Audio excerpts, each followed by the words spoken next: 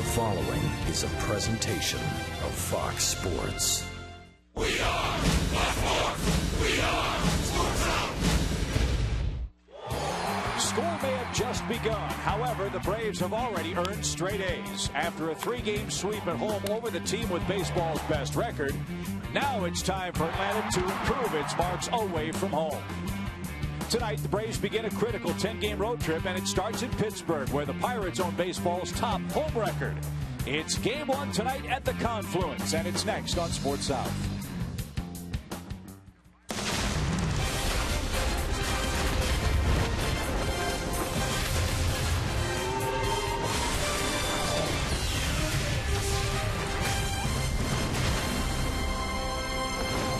It is a beautiful night for baseball in Pittsburgh, Pennsylvania, and we join you from PNC Park, where the Braves start a long road trip with the Pittsburgh Pirates. All year long, Braves baseball is brought to you by Academy Sports and Outdoors, the right stuff, the low price, every day.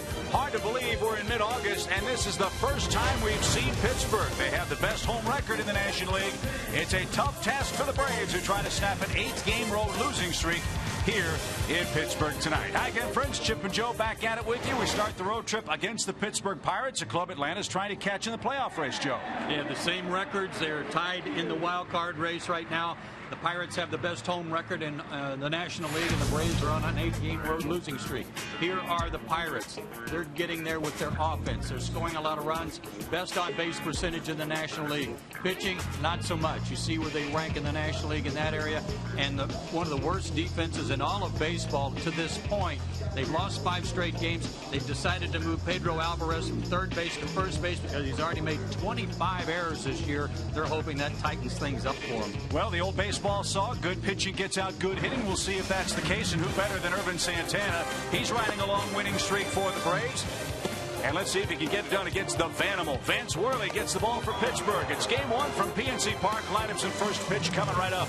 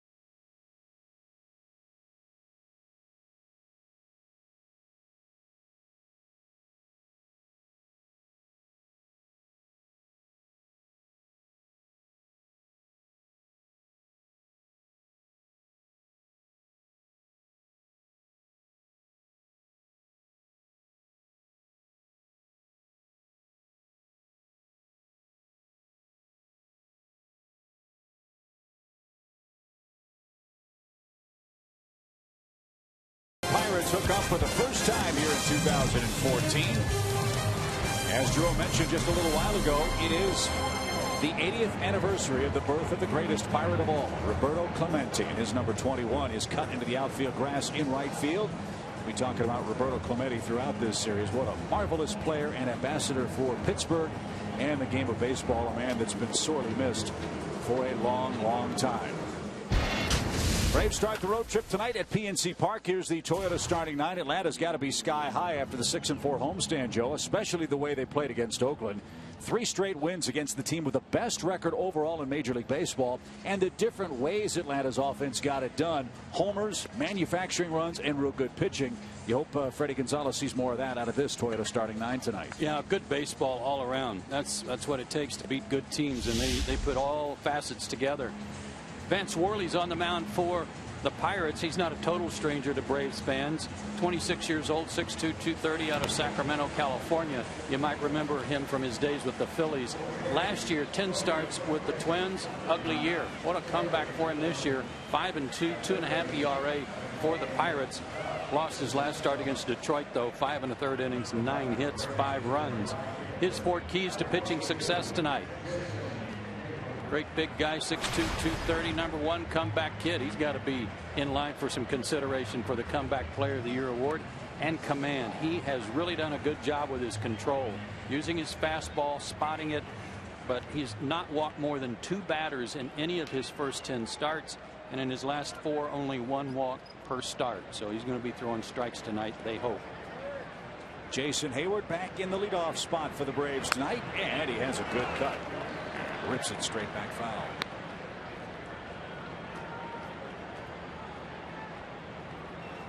Perfect night. 81 degrees officially at first pitch.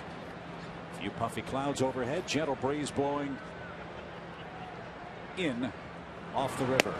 And Hayward takes upstairs for an even count.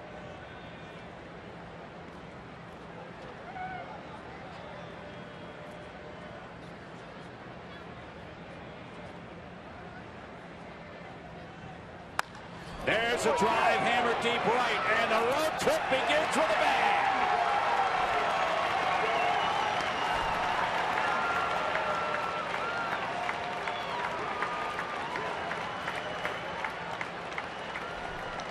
You know, he had a vicious cut at the first pitch of the game, almost like he had Vance Worley read pretty well. And that was a bolt. Looked like a cutter that came right to him. His 10th of the year. And his 3rd leadoff homer this season, 6th in his career. And for Hayward, his first homer in exactly a month. He took A.J. Burnett out July 18th when the Braves played the Phillies. So an excellent start. Braves playing long ball of late. They pounded Oakland. They've jumped in front of the Pirates. And Andrelton Simmons is the Atlanta hitter.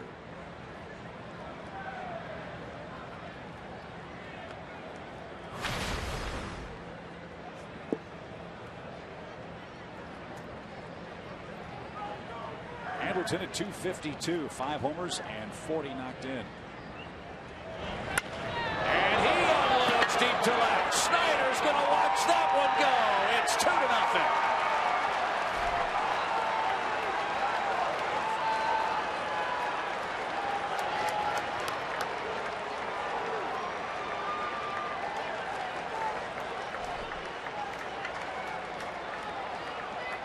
When you're on a good roll like the Braves were at the end of the homestand, nothing can light you up like this kind of start.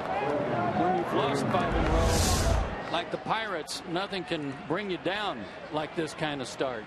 Vance Worley had only given up 6 homers in his first 10 starts. 2 mammoth home runs by the Braves. Hayward and Simmons go back-to-back. It's the 4th time this year the Braves have had games with back-to-back homers.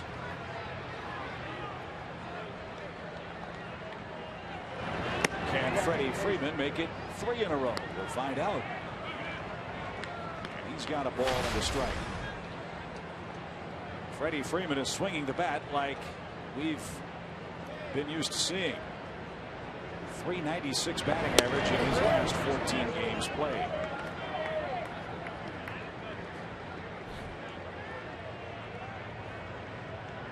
Worley does a little salt and pepper shake thing in his glove before he delivers. It goes back to his college days. His coaches and teammates in college at Long Beach State picked up his pitches. He was tipping his pitches, so he does that so as to not tip them off. He may need to try something different. And even the balls the Braves aren't squaring up are being hit straight back to the screen in this first inning. He's right in the middle of the plate right now. Command is one thing, but that's not good command if you're right in the center. And Freeman walks. 2 homers and a base on balls. And the Pirate fans getting a little antsy with a 5-game losing streak. And again, last 4 starts, 1 walk in each of those, and no more than 2 in any of his previous 10 starts. A rotten start for Vance Worley, and the Braves are enjoying it. Who now has to face the Braves' top home run hitter, Justin Upton. He's hit 23 of them. Justin's knocked in 75. Hot shot, and that's past Morrell at third base, and Freeman will stop at second. It's batting practice right now for Atlanta in the first inning. Another hard hit ball, and still nobody out. That had a lot of the plate. He lost that last game against Detroit. The previous start against San Diego, an outstanding effort for Worley. 7 innings, 5 hits, just 1 run allowed, 1 walk, 7 strikeouts. The hits he gave up against Detroit tied his season high. Chris Johnson's the batter.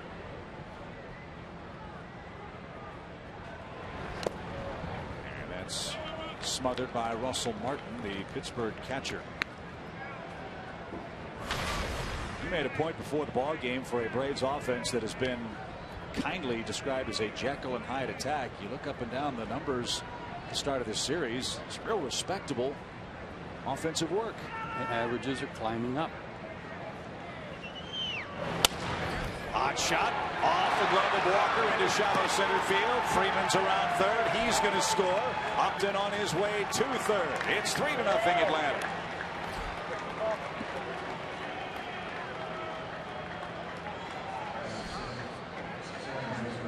Things are going the Braves' way this inning, that's for sure. A base hit by Upton just out of the reach of Morrell, and now this one out of the reach by just off the glove of Walker. And he killed it just enough to allow Freddie to score and Upton to go to third. Yeah, up and down the lineup. 264, 252, 292, 284, 270s for the next couple of guys. Evan Gattis not in there tonight, but he's in the 270s. Bonifacio 275. Very respectable averages that have been steadily climbing. 3 in on 4 hits and a walk, nobody out. And Listella takes the strike. Angel Hernandez, by the way, has the plate.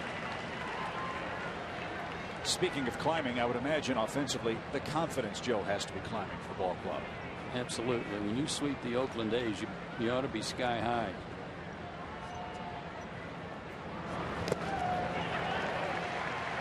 Tommy didn't get that ball, and there's an 0-2 count.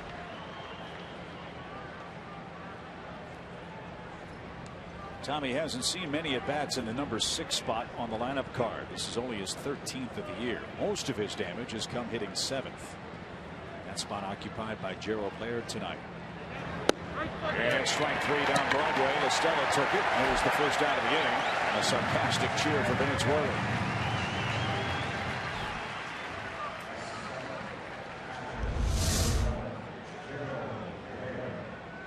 Good pitch. And Tommy knew it. But even there, they're trying to work a ball off the plate, and that had a large part of it.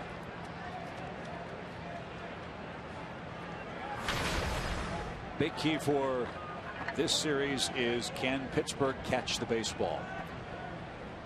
Their defense has really been a sore spot for them this year. Laird drives one toward right. That's slicing out of play. And that's strike one. The Pirates have committed 88 errors, good for 54 unearned runs. And I don't know how often it's happened, Joe, but a man who's really struggled at third base in the heat of a pennant race is changing positions for the Pirates, and that man is Pedro Alvarez. Because he's made 25 errors at third base, and he's got the thing. He can't throw anymore. 22 of his errors are throws. He made another one yesterday, kind of on a tiptoe throw to the plate. Trying to be accurate with him. So when he's batting the lineup, they've moved him to first. But this is not Clint Hurdle like baseball. He is one of those sticklers for defense, and this has got to be paining him when his team's playing that way. There took a high strike. That's amazing. 25 of the team's 88 errors by one guy. I almost feel bad for Pedro Alvarez. A lot of folks in Pittsburgh do. He's a talented kid. The pitch to Gerald is off the plate. Do it again. 2 balls, 2 strikes. Hayward and Simmons back-to-back homers to start the game. If you're just joining us, Freddie Freeman walked and came home on a Chris Johnson hit up the middle. And a grounder foul past Morel.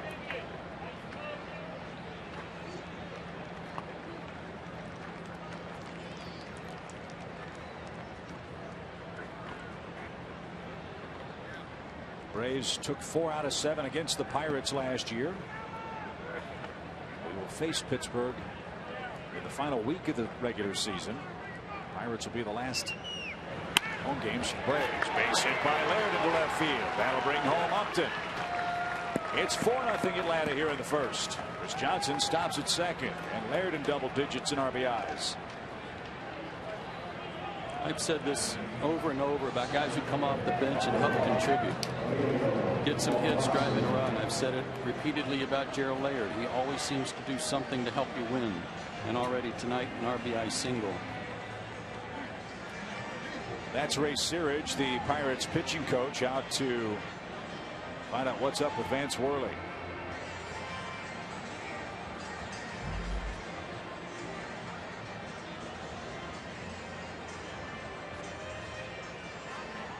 He had been one of the great surprises for Pittsburgh this season. Tonight he's making his 11th start, and obviously his worst as a Pittsburgher. Yeah, and Gretchen just told me that he had only given up 1 first-inning run in his first 10 starts. 4 already across tonight. Now a fast man in the box, Emilio Bonifacio. He's in center this evening. You'll see the 25th pitch from Worley in the opening inning. Downstairs, ball 1.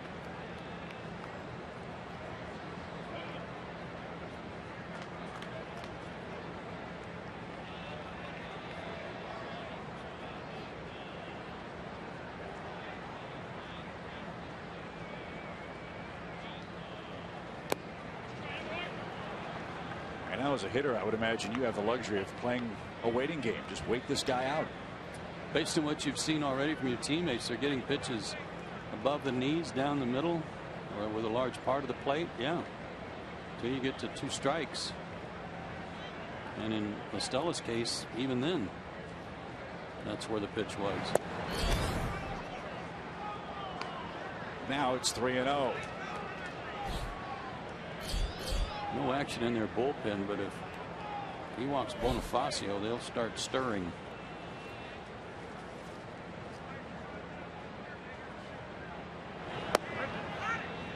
That one caught an edge.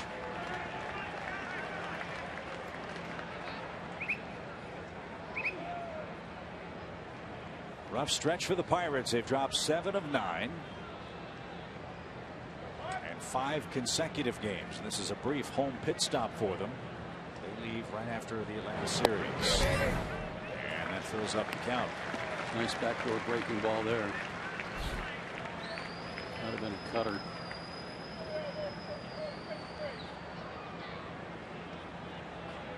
What a view, huh? over right field. Runners go.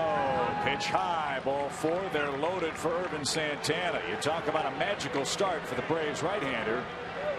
He's going to hit with the bases loaded. He already leads 4-0. He hasn't thrown a pitch yet.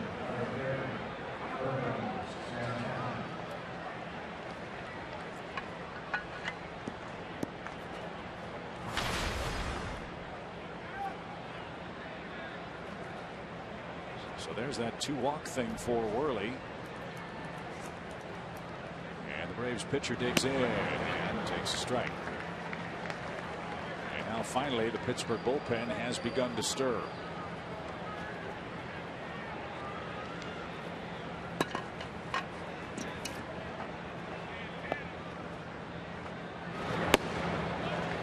Oh, 2. This is one of those at bats where you don't mind Santana making an out. You just don't want him to make 2 outs. Get Jason back up there. Hot shot. Diving play it short. Walker the turn back throw. And 2 runs are going to score. Bonifacio went barreling in at second base. Great stop by Harrison. Walker couldn't turn it. He threw the ball away, and it's a 6-0 game. A double play to get out of the inning. Instead, an error. They're 89th of the year, and 2 more runs scored. Gosh, he had a clean shot. I mean, Bonifacio didn't even knock him down or anything, Chip. Walker had plenty of time here because the ball was hit hard. And that wasn't even close.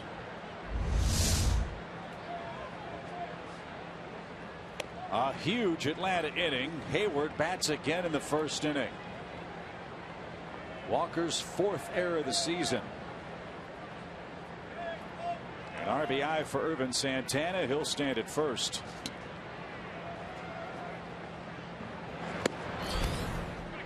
They came into this game, the Pirates did, having allowed the 3rd most unearned runs in baseball.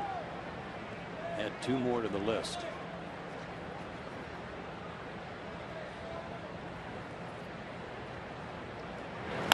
Swing, fly ball hammered toward right, but this one's going to be caught. And it is. Polanco is there. What a way to start the ball game. Atlanta scores 6 runs on 5 hits. A Pittsburgh error helped the cause as well. And Irvin Santana goes to the mound with a gigantic lead here in the bottom of the first inning.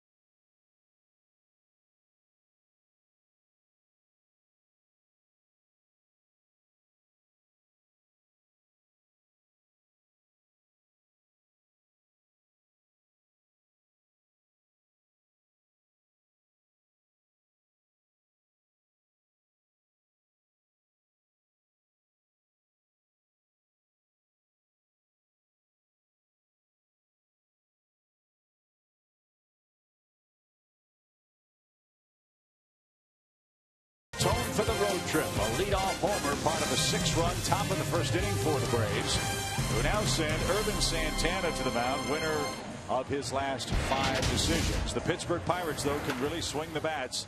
3rd in the league in average and runs, 1st in walks and on base percentage. And Josh Harrison's been a real spark plug for them. We've heard a lot about Gregory Polanco, but they're missing Mr. McCutchen in the lineup. He may be back by the end of this series for Pittsburgh. Boy, do they ever need him. And they'll need him tonight. They're not going to have him, but Ervin Santana's been on fire since the All-Star break. 6 starts. He's 5-0 with a .270 ERA and averaging pitching into the 7th inning on every one of them. Ervin's 31 years old, 6'2", 185, 12-6 on the year. His 4 keys to pitching success: bell cow. He has become the leader on this pitching staff. He's a veteran. He needs to keep doing what he's doing, leading this staff, this young staff, into September, and keep on smiling. Nobody has a better time out there than Ervin when he's ahead. Well, he's got 6 to work with already. And here's Gregory Polanco. He's leading off for Pittsburgh. He's in right field. And Polanco takes a strike. 6 homers, 30 RBIs. Another very talented Pittsburgh outfielder.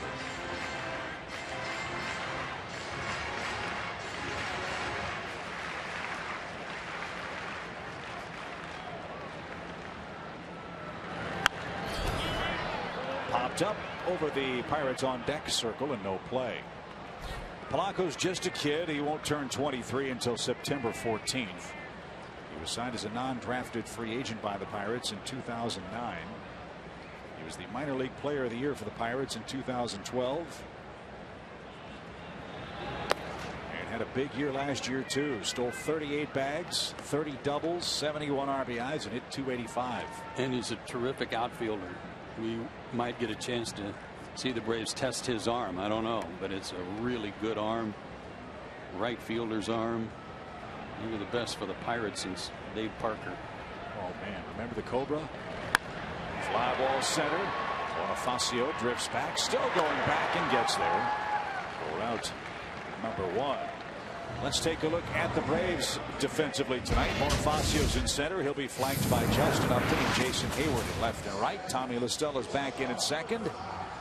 And Gerald Laird, one half of the Braves battery with Ervin Santana.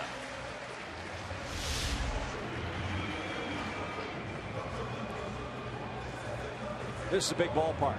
You can get away with a lot in straightaway center, left center especially, where it's 410 feet away. And have some trouble down the line in left, and it's 320 to right field, but with a 21-foot high wall. That was what was impressive about Andrelton's homer. He hit it over, well over that 383 mark in left field.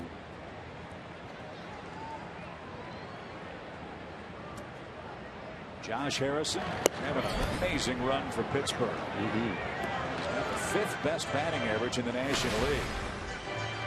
A lot of fans didn't know that. They're learning about him now. He's a good player. An all-star. Another base hit for Harrison. He goes the other way. He's got hits now in 19 of his last 22 ball games.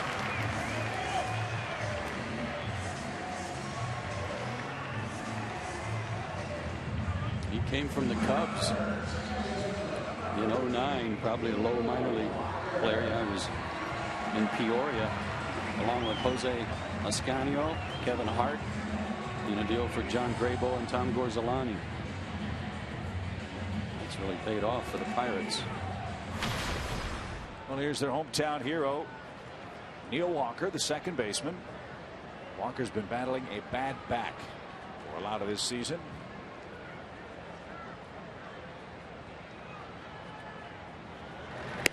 Santana misses high. Ball 1. Walker leads National League second baseman in homers with 16 of them. He's also knocked in 50 men.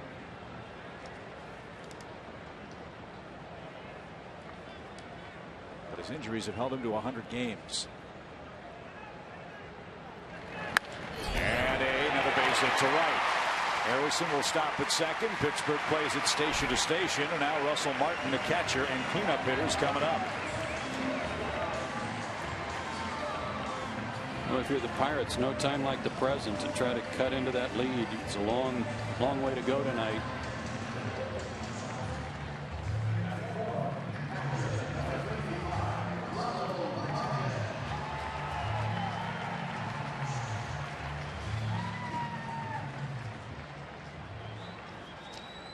Russell Martin had a nice week last week. Picked up his 1,000th big league hit against the Tigers. But he is the original man for 2. He's hitting 12 double plays despite 48 RBIs. Upstairs, 1-0.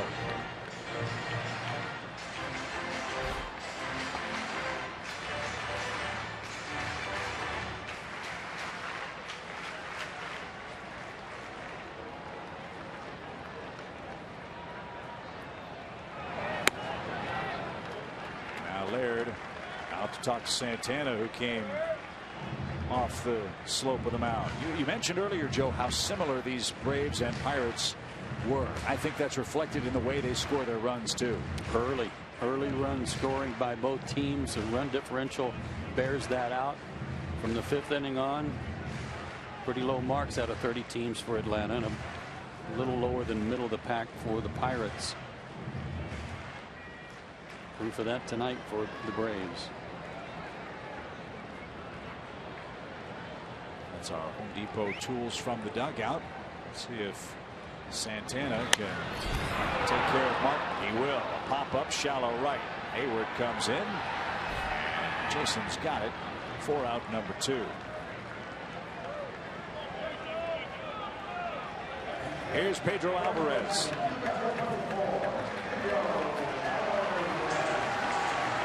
If Pittsburgh's going to do anything, they need Alvarez to do better work, not only in the field but at the plate. I think it's safe to say it's a disappointing year for him. 15 homers, 51 knocked in. Alvarez last year was the National League home run champion and Silver Slugger Award winner.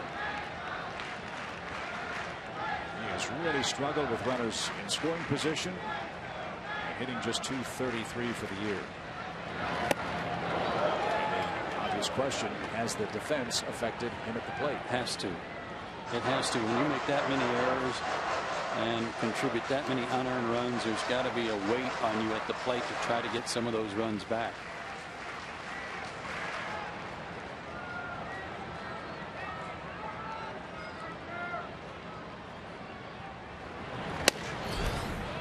That's high and tight, even count. Alvarez, an all-star last year for Pittsburgh. Low batting average, .233, just like this year. 36 homers and 100 RBIs for the first time with Pittsburgh.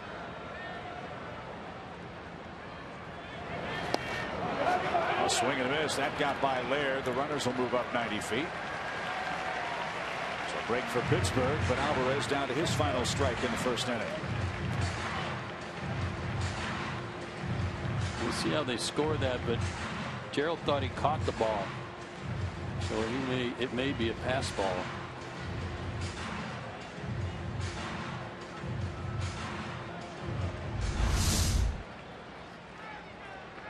Yeah, that just got right through the 5-hole.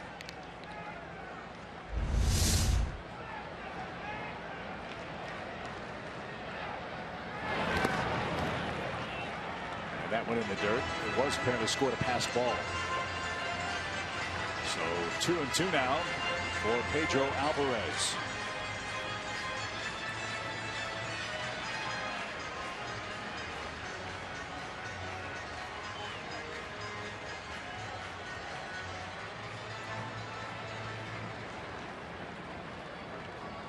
Perfect night in Pittsburgh and a perfect start for the Braves, up 6-0. So many nights as we come here and it seems to rain all the time. This is a beauty. And a swing and a miss gets Alvarez. Irvin Santana gives up a couple of hits, but he strands 2 Pirates. Atlanta is already into the swing of things. We head to the second, up 6.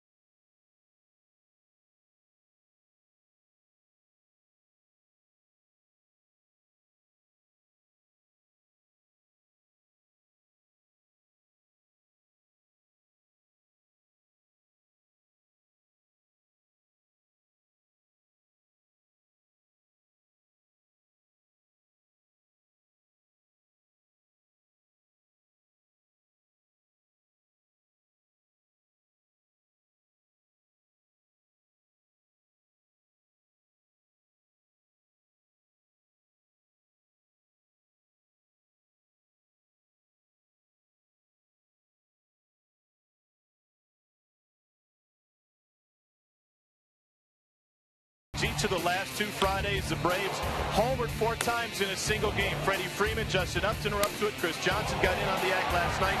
Justin hit 4 home runs in that previous homestand, and the Braves' power surge continues through tonight. In fact, if you check out their numbers and what they've done lately, it's a little bit mind-boggling. And remember, the middle game of that Dodgers series, that game they won, they played small ball. Last 11 games, 14 home runs. The previous 35, 14 home runs. And oh, by the way, 9 different Braves have homered in the last 11 games.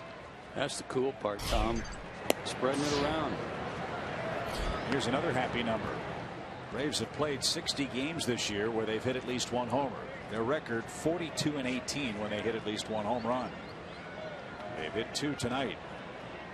One of them by the man in the box, Andrelton Simmons, who cranks one out towards short. Harrison's got it. Quick release. And there's the first out. Worley, to say the least, needs an easy inning or 2. Pirates have been playing shorthanded. You mentioned Andrew McCutchen. They've been without one of their better pitchers, Garrett Cole, who's in his 2nd year, but he's supposed to be back for the 3rd game of this series as well.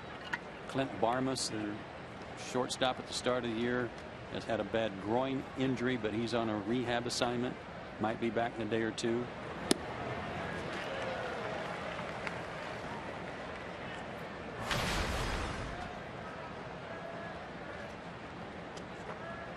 Tough stretch of games upcoming for the Pirates. They've got the Braves in this series. Then they head to Milwaukee, a chance to make some hay with the Brewers. Milwaukee 5.5 games ahead of the Pirates at the moment. Then they come back home for St. Louis and Cincinnati. That gets them to September 1st. And going into Freddie, 1 ball, 2 strikes. Braves and Pirates each a game and a half out of the wild card. Top 2 teams in the wild card race at the moment are the Cardinals and the Giants.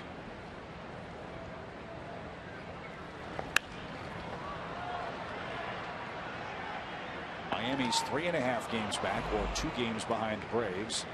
Don't count out Cincinnati. That's another huge series for the Braves. The Reds are only 4 back in the wild card.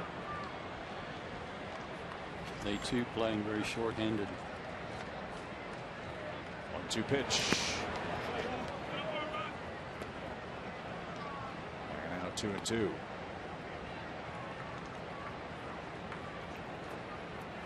Morley's record with the Phillies in 2010, 11 and 12 was 18 and 13 with a 3.5 ERA. He has not fared so well in the American League before coming back.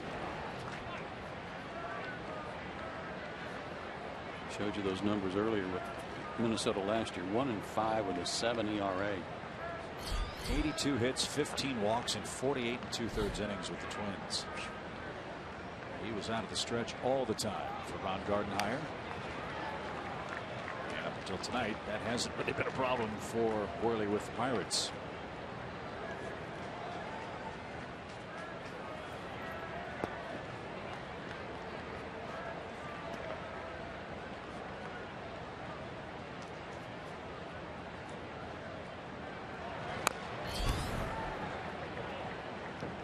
We're lucky we get to take all these panoramic vistas we want from our position at the broadcast booth. But for the fine men and women in the truck, this is really a chance to do video paintwork. Freddie drives one toward left. Travis Snyder's drifting back. And the warning track is there. And he puts it away for the 2nd out. I mean, you'd really be hard-pressed to find a more beautiful vantage point than this one in Pittsburgh. Now, the one in San Francisco at AT&T Park and this one, depending on your preference, they're number 1 and 1A.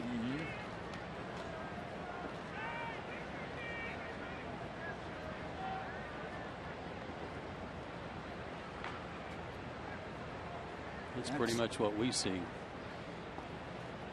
We're up pretty high. That's beautiful, isn't it? Spectacular. Ground ball right side and through by Justin Upton. He is sizzling hot, folks. He's got a 9-game hitting streak, and he's 2 for 2 in the ball game. By the way, before we get too far along, we want to offer some congratulations to our pal Ben Acree and his wife Adria. Baby girl yesterday. Oh, no kidding. Lucy Rebecca Acree, 6 pounds 7 ounces, 19 1/4 inches long. Outstanding. Congratulations.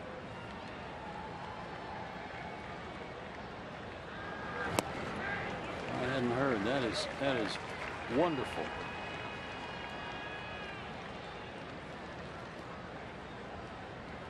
So Ben, you thought you had some sleepless nights coming home on the charter at 3 o'clock in the morning? Just wait, buddy. But congratulations. Wonderful story. I'll bet Grandpa Bill and Grandma Cindy are over the moon. You bet. Well, if Ben thought dirty jocks were something to deal with, wait. We got something else coming his way. A line drive down the right field line out of play. And Chris Johnson has a 1-2 count. So they're making this guy work. 51 pitches already in the second inning, and he's having to use all his pitches. He's lucky it's a rather pleasant night. There's a strike. Chris Johnson and the Braves are retired in the second inning. Orioles had an easier time of it in the second inning, but boy, the faithful first, the story so far.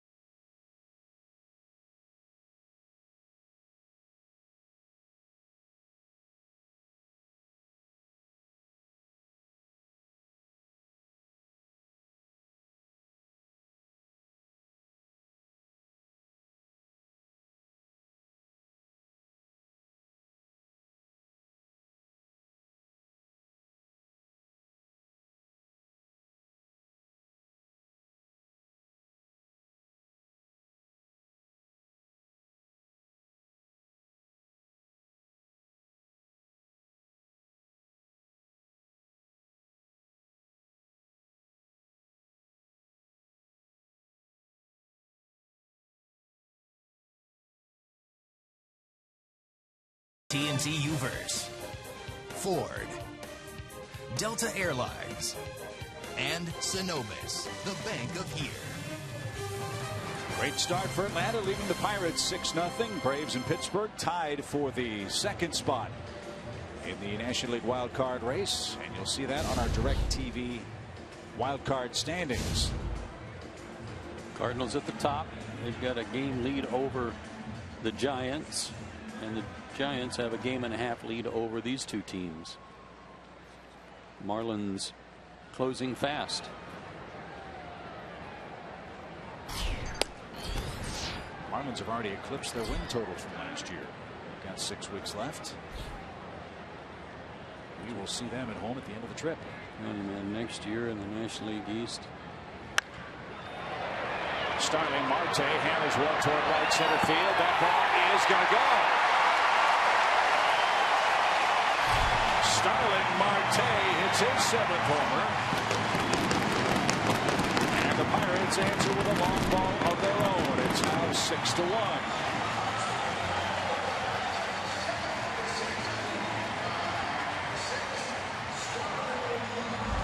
Better this inning than last. Big, high, flat slider. Nice piece of hitting to take it the other way and right off the top of the fence.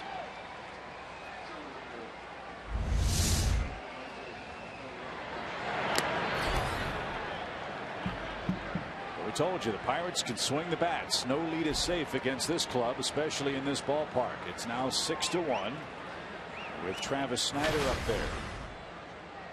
He's arguably their hottest hitter. He's got an 8-game hitting streak, and he's been hitting the long ball more regularly. He's hit 3 homers in his last 7 played. And didn't get that. It's strike 2.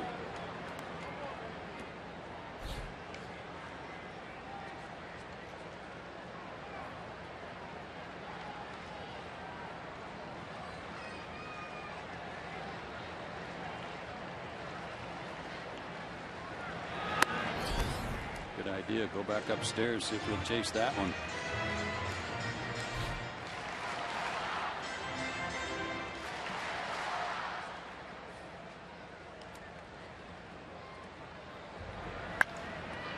Deep short. Oh, what a grab.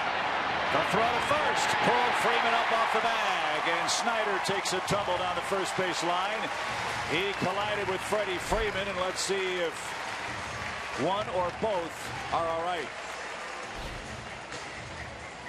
I don't know if Freddie came down in the bag funny or if he tripped Snyder and got kicked. Andrelton couldn't get his feet under him. Oh, he got hit from behind. That's what it was. Maybe in the calf. He got hit while he was in the air.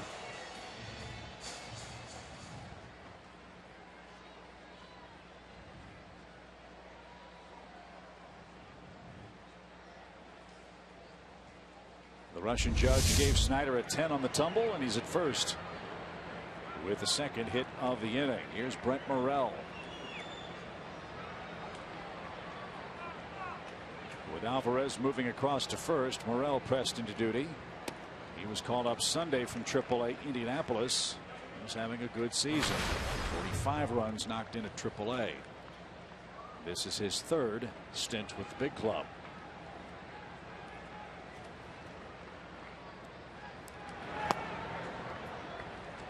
He's had a good off-speed pitch to start things. Struck out Alvarez with his changeup in the first inning.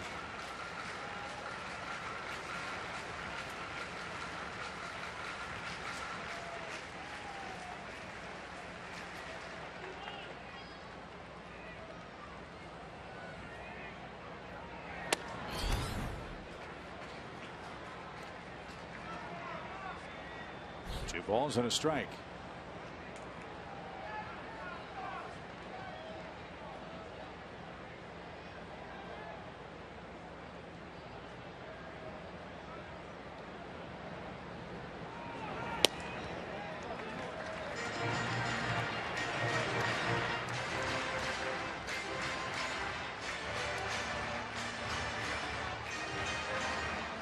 Worley's on deck. 1 in, 1 on, nobody out.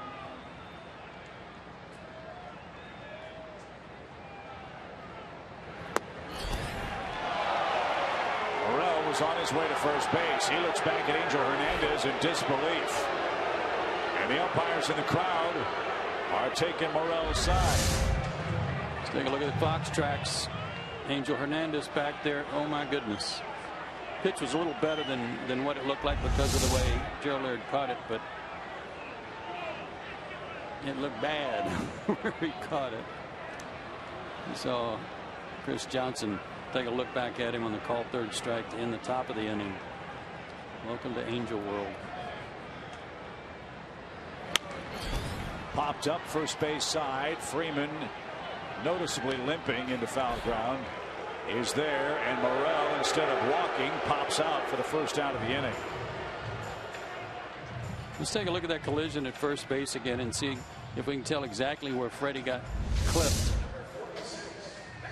Great play by Andrelton to glove it, but right here is in the foot or maybe even the Achilles calf area.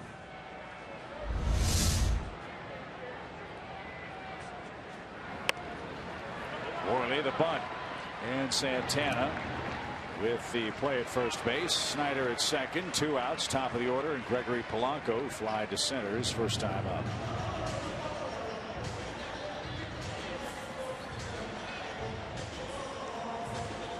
So we'll check the baseball IQ of Gregory Polanco here. Let's see if he takes a pitch or two, and let's Worley get down and take a breather. You're down 6-1. You're on your own, pitcher. You already gave up 6. We got to get some runs in here.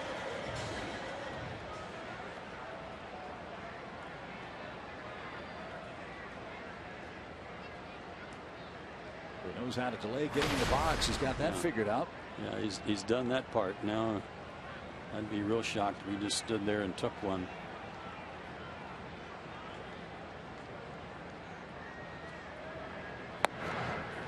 Santana missed, ball 1.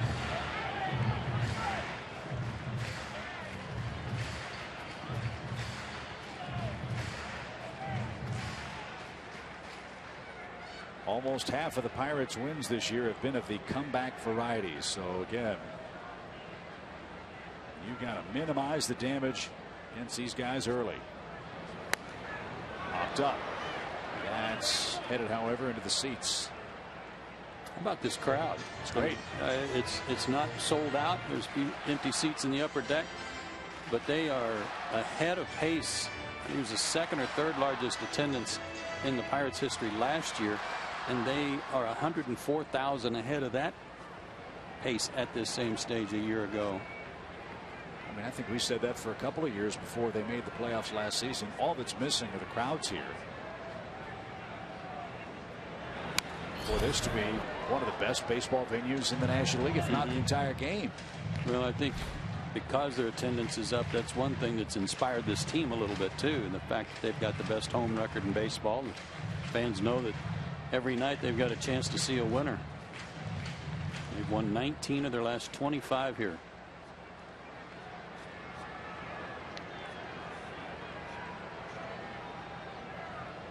One ball, 2 strikes.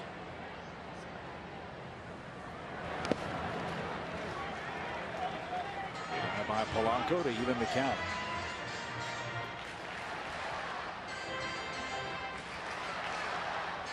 Braves are 6 behind Washington in the East. Washington is home tonight and hosting Arizona. That game's in the 4th inning, scoreless. We'll keep you updated on that one.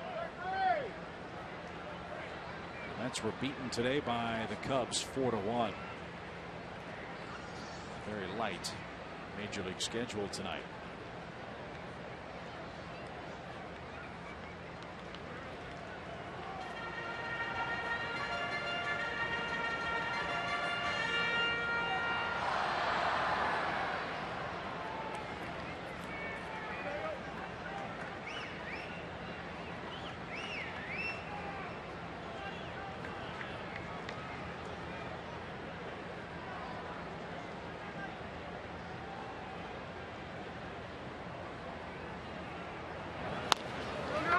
Toward first, Freeman gives ground. Santana to the bag and a strike.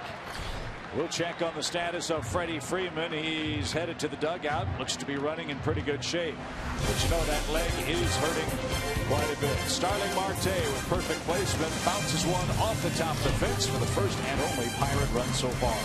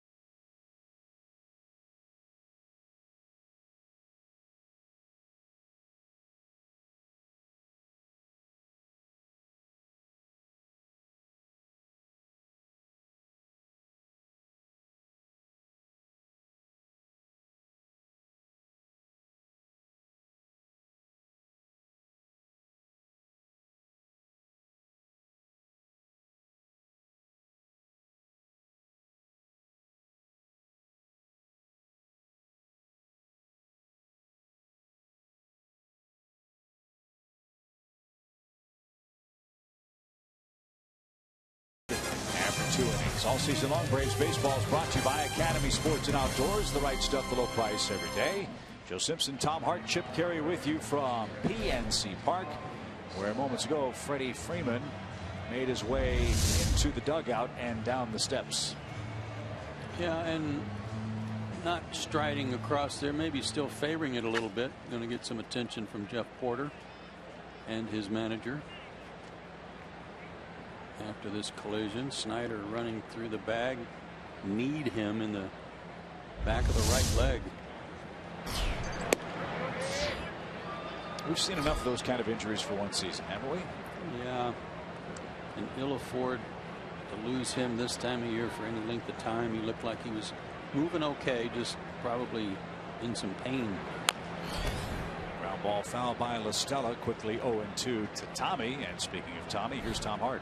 If we can read anything into Freddie's actions after he took the knee to the Achilles or the heel or the back of his leg, he's usually one of the friendliest first basemen in all of baseball. He had absolutely nothing to say to Travis Snyder after Snyder made contact with him the entire next at bat. Yeah, you could kind of tell that, Tom, even before the next hitter stepped in. He wasn't even, Freddie Freeman was nowhere near the bag. He was keeping his distance.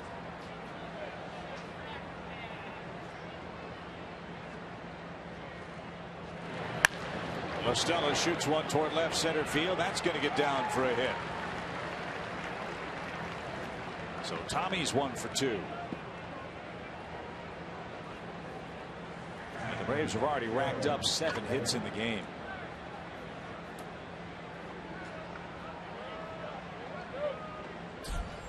Gerald Laird has an RBI hit, and he scored a run. Laird up to 10 knocked in. Gerald gets the start behind the plate tonight for the birthday boy, Evan Gattis, who's 28 today. And a double play ball to Harrison. Let's see if Walker could turn this one. He did. 2 out.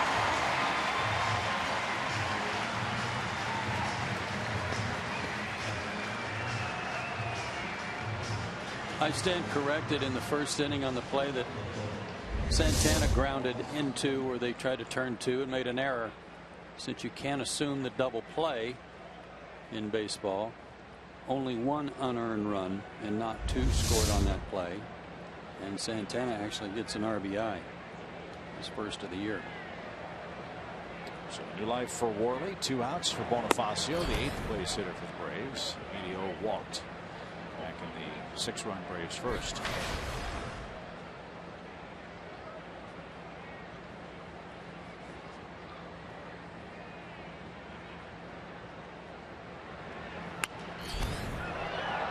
You know, the last time the Braves won a game on the road? July 13th. That was the last game before the All-Star break. Yikes. In Chicago. So they are overdue.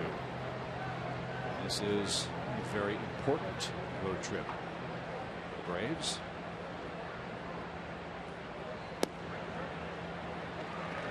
Took a strike. 3 here in Pittsburgh, 4 against the Reds. Then it's up to New York for a date with the Mets.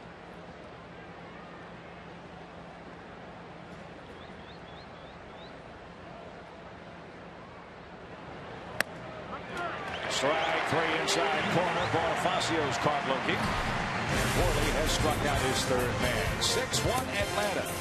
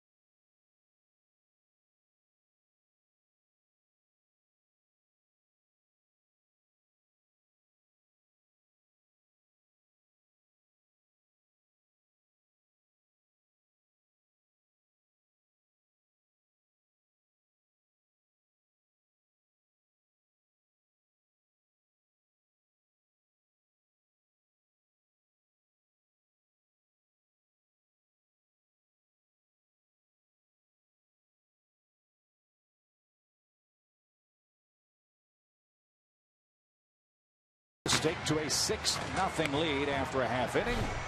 He's ready to go as he tries to hunt down victory number 13 on the season. Josh Harrison's the subject of our AT&T Uverse trivia question. He's 5th in the National League with a .311 batting average. Name the last Pirate to win a batting title. Ooh. Bill Madlock. Bill Madlock won one in the 70s, right?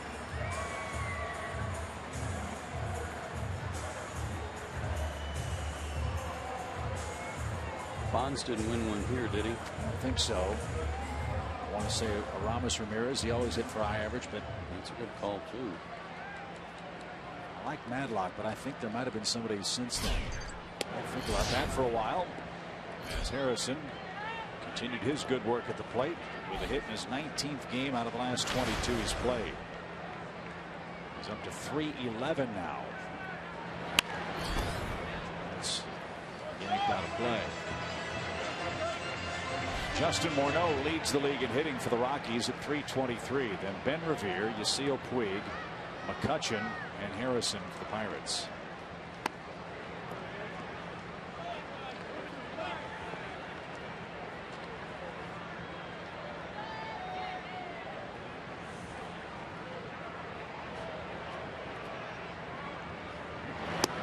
Swing and a miss. Harrison flailed badly and is strikeout victim number 2.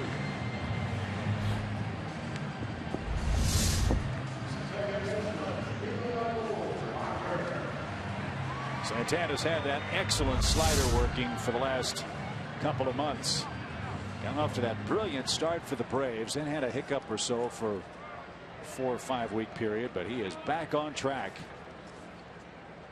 and dealing for Atlanta. Here's Walker, and he takes a strike.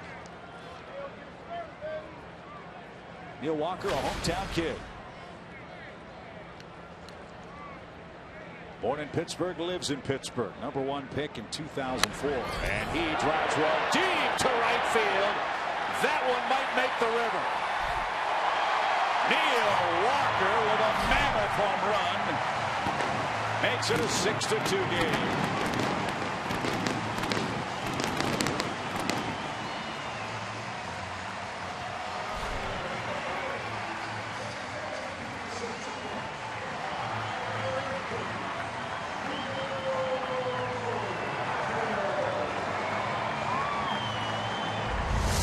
Darrell Ward was the first man to hit a ball into the river here in Pittsburgh and follow the trajectory of this baby.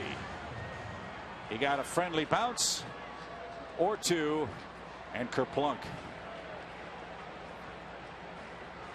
So the Pirates with a couple of homers trail 6-2 now. 17 homers for Walker, who's 2 for 2.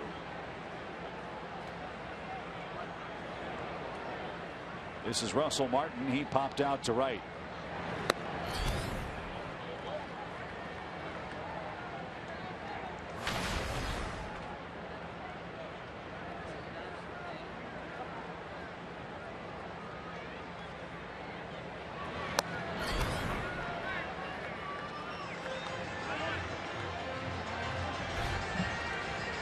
The reputation of Irvin Santana from his days in the American League has been a guy that will give up a lot of home runs.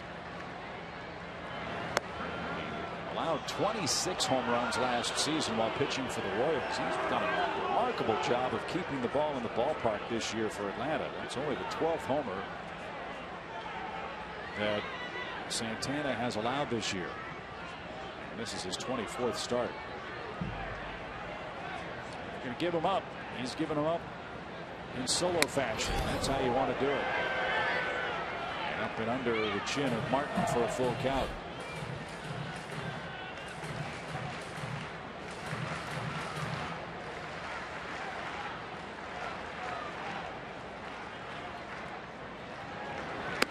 And a base on ball. So a strikeout, a homer, and a walk.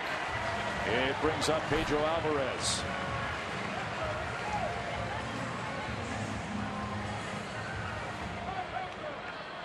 Alvarez, despite his struggles for the Pirates has been a Braves killer throughout his career. He has 20 lifetime hits against Atlanta pitching, and 12 of them have been for extra bases. He has 8 doubles and 4 homers. And on this warm night in Pittsburgh, even with the wind blowing in, the ball is jumping. Already 4 homers in the game. Be careful with Alvarez. The pitch. He's in for a strike.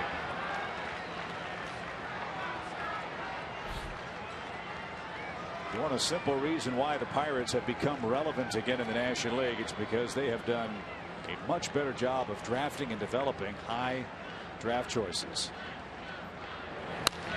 Ground ball towards second. Simmons with the turn, and Alvarez and the Pirates are doubled up. Pittsburgh settles for a pair of solo home runs. Pedro Alvarez's miserable season continues, and we move to the 4th inning. The game now a 6-2 Atlanta advantage.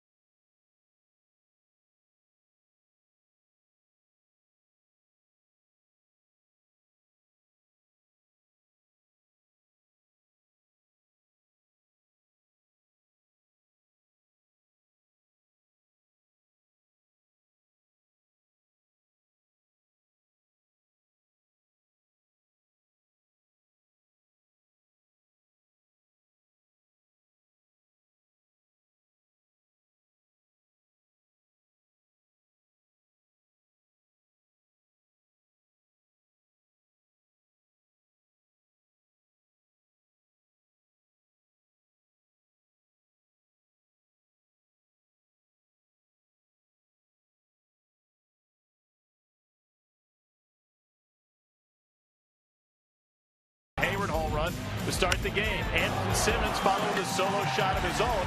Only the 5th time in Braves history that they've done that. Chris Johnson with an RBI single, and the hits just kept coming. That followed a Justin Upton single. Gerald Laird got in on the bunt. He was able to drive one through, come around to score on an error. Everybody in this Braves lineup has reached base safely, excluding Urban Santana, who reached in the fielder's choice. By the way, that got the pitcher an RBI as well on the failed double play. Not a good first inning for the Pirates. Back-to-back home runs to lead off a game from our friend Jim Mishinek, according to Stats LLC and Saber. Hayward and Simmons today. Prado and McLeod in 11. Furcal and DeRosa did it. Roberto Kelly and Jeff Blauser. And, of course, with the Boston Braves at Wrigley Field in 1937, Roy Johnson and Rabbit Horsler. That guy Rabbit had some pop, Chip. Yes, he did. And let's see if Atlanta can get that Pirate run back. It's a 6-2 game after 3. Swing and a miss. As Irvin behind in the count, 0-2. Arizona leads Washington in the 5th. That's a 1-0 score. Here it's 6-2. As was just demonstrated, can't sit on this lead. No. Got to add to it.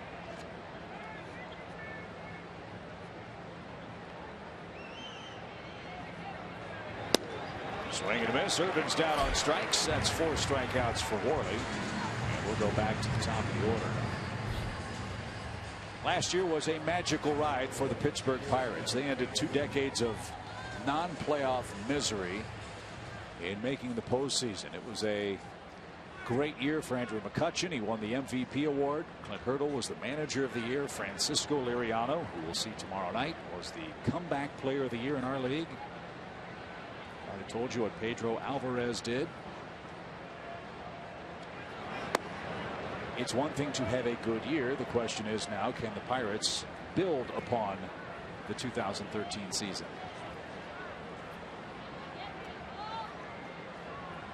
They will tell you, like any team this time of year, they haven't had their club together. Yeah, they've been injured. They can't get there without McCutchen. They got to have him. He's their #1 guy. A rib fracture for McCutchen as Hayward hits a high hopper. Worley was late to the bag, and that cost him dearly. He was caught spectating. Yeah, he was. And Hayward just outran him to the bag. So another hit for Jason, who's 2 for 3. That doesn't go in the books as an error, but it does for Clint Hurdle. Like Worley wanted to see how high it was going to bounce, and got there late. Good hustle as always by Jason. I'm sorry, Joe. These are things the Pirates didn't do consistently last year. No, they played good baseball, just good all-around baseball. Their offense was always good, and they got great work from Jason Grilli out of their bullpen, who's now with the Angels. A.J. Burnett pitched so well for them, too. A veteran guy at the top of the rotation. Everyone could slot down a space or two in their starting 5.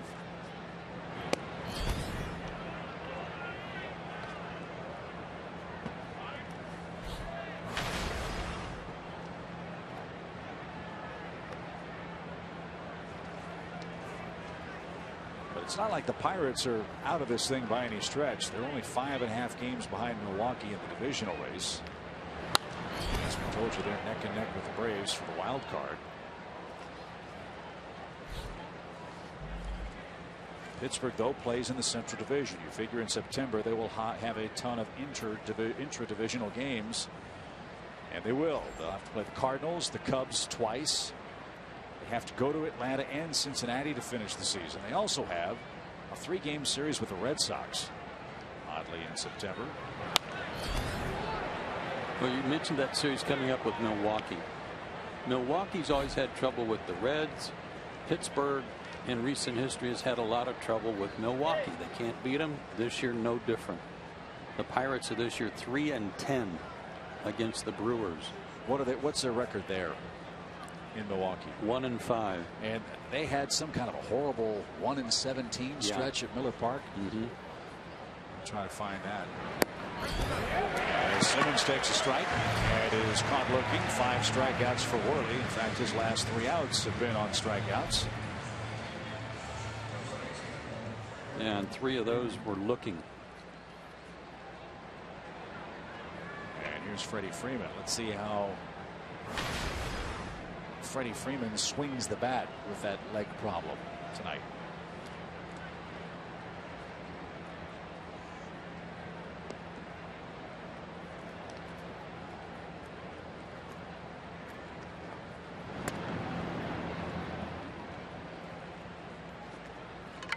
Hard to imagine a game where Freddie Freeman's not in the lineup for every pitch, every inning. He's played, I think, every inning but 2 this year for the Braves.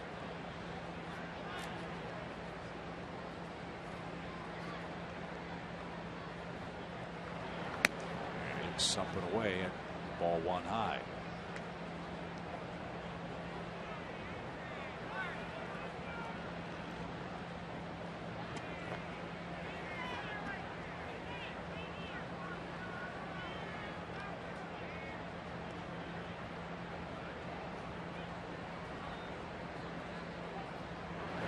Swing and a miss. Didn't get maybe it was a cutter of the inside corner. He's thrown a ton of those already tonight. His fastball is maxed out at about 89 miles an hour. Cutter's somewhere in the mid-80s. Throws across his body, gets some sinking action on his 2-seamer.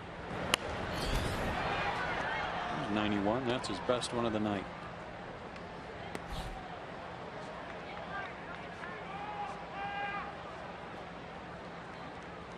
He was a 3rd-round pick by the Phillies in 2008 out of Long Beach State.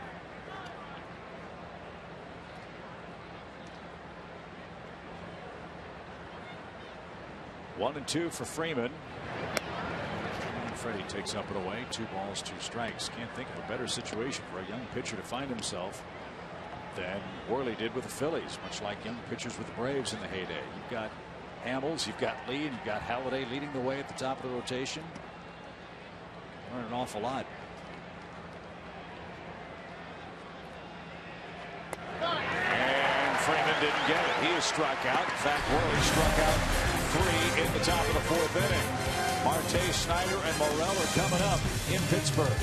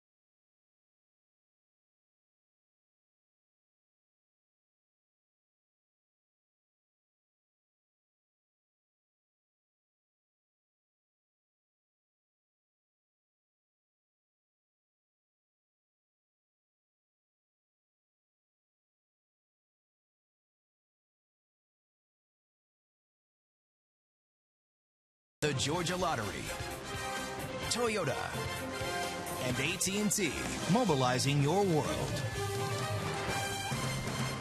Beautiful night in Pittsburgh, where the Braves lead Game 1 by a 6-2 score. Pop rock band Newsboys will perform in the Braves Summer Concert Series Sunday, August 31st. Stay after the game for a free concert. Limited VIP field passes are available for the show for just $20. Act fast. Go to Braves.com/concerts today. By the way, rave reviews for Weezer. The last home concert at Turner Field. We were told that that was the largest post-game concert as far as attendance goes in a long while. That's great. So hopefully folks will turn out for Newsboys. As this ball hammered by Marte to center. And that one's going to rocket out of here. It's a 2-homer game for Mr. Marte.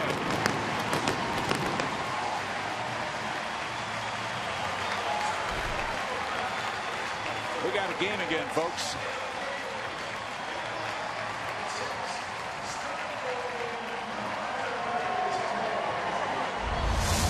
And they've both been to right center, and this one to straightaway center. Stayed back, no stride. That's a long way in this ballpark, folks. First multi-homer game for Marte this year. Pittsburgh's hit 3 solo shots.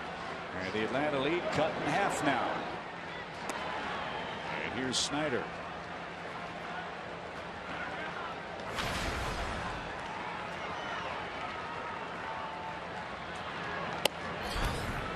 And that just missed. 2-0.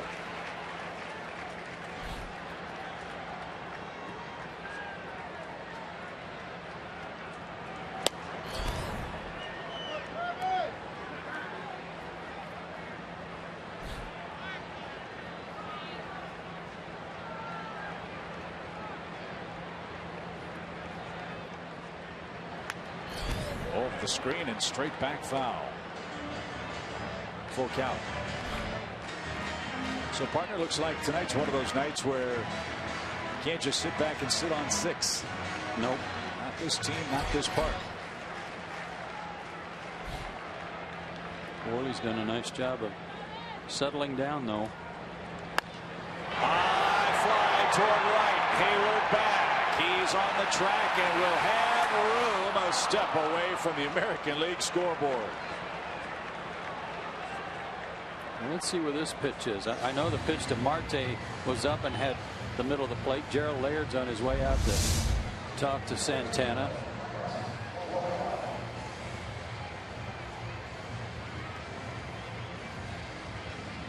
Right at the fence for Jason.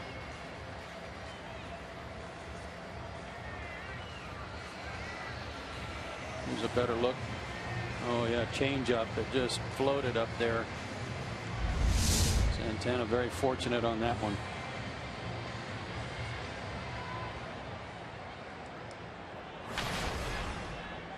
Brent Morel is the batter. He popped out after he thought he walked. His second inning appearance.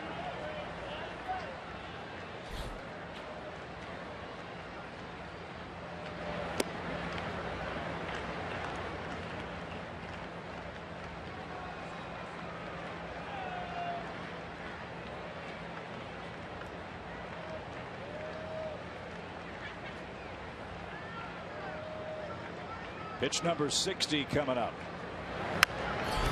Scorched into the upper deck foul. Home run's not a problem for Irvin Santana all year long. He'd given up 10 in 23 starts. 3 tonight.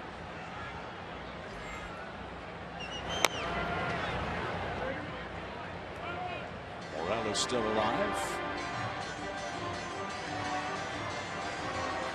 Pirates fourth in the National League in homers. Told you earlier, third in average, third in runs. Also first in walks. As you'd expect, a club with a very high on base percentage. And Angel Hernandez rings up Morel, who stood there waiting for a signal, as were we. Angel Hernandez takes care of Morel for the second out of the inning.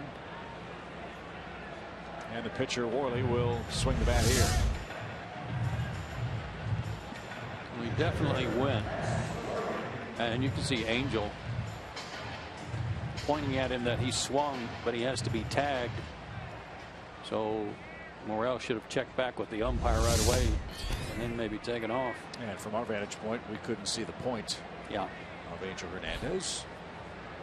Well, from our vantage point, we have a good test just seeing the players. That's hammered toward right center field. That ball jumped off Vance Worley's back. And the Pirate pitcher will end up at second with a 2-out double. The wind appears to be blowing in, but the ball is just exploding tonight. Well, there's a reason for that. Worley was splitting the plate with every pitch in the first inning, and now another high changeup. What appeared to be a changeup from Santana. Gosh, he's got to get the ball down.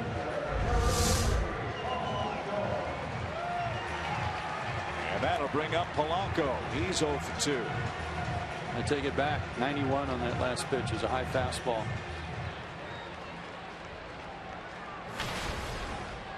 It's the first time Irvin Santana's ever pitched a game against the Pirates. They're giving him fits here in the fourth. And a strike outside corner.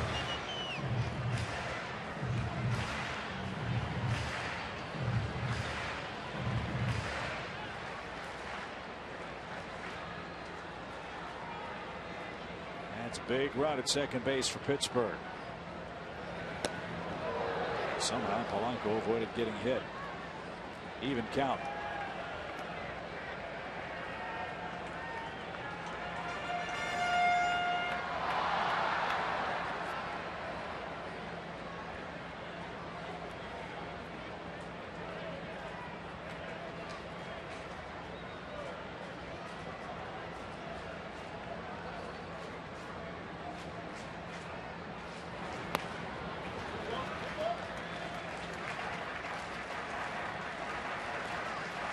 Having trouble hanging on to the ball tonight. Well, so is Santana. He's dropped the ball twice in this inning.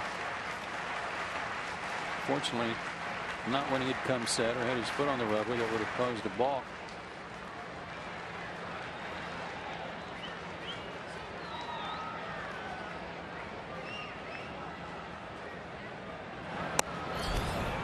Just missed.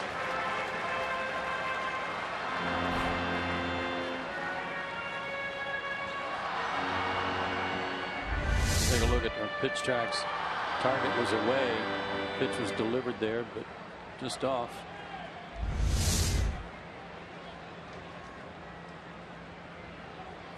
Could have been called. Popped up. Laird searches for it. Heads over toward the Brave dugout, and it's 2 rows deep.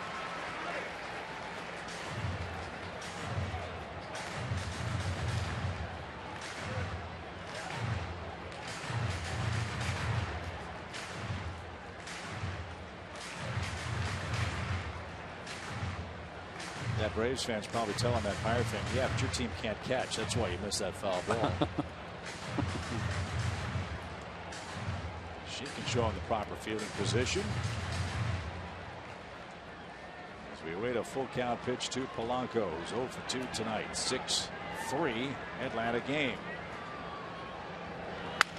Broken bat. Ouch. Freddie Freeman will flip to Santana, and that retires the side. Starling Marte's having a big night. A 2-homer game. He began the 4th with a long blast.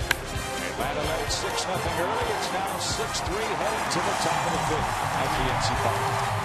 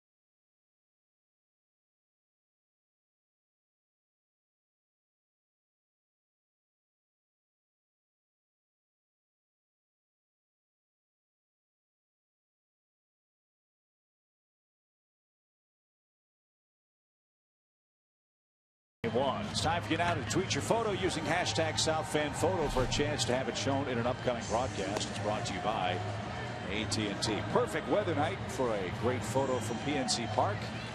We've seen a couple of speedboats go by. We'll probably have one of the river boats go by. I'm sure some fans might even be canoeing out on the Allegheny before the night is done. And there's always the always exciting pierogi race to look forward to tonight. I think it's the longest mascot race of any of them, isn't it? Don't they run like 6 laps around the field completed? For the best pierogi win. It's definitely a race of attrition. Yes, it's if not nutrition. Justin Upton leads off.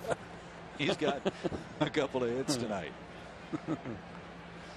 Upton, Johnson, and La Stella for the Braves. And a ground ball. Worley has figured something out. One out. Upton's perfect night is over. Braves have 3 hits since the start of the 2nd inning, after they racked up 5 hits in the 1st and scored 6 times. Yeah, no one's reached second base since then.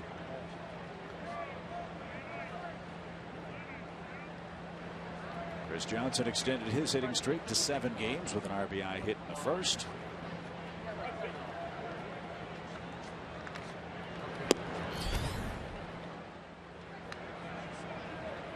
And ball 1. Tommy La Stella's next. We're in the 5th.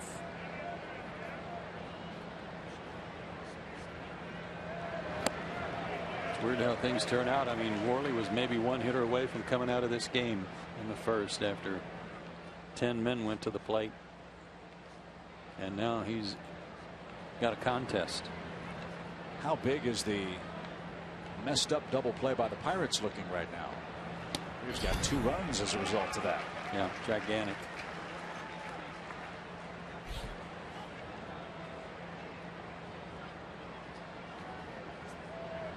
First big league game at first base for Pedro Alvarez tonight. Ricochets foul. 1-2.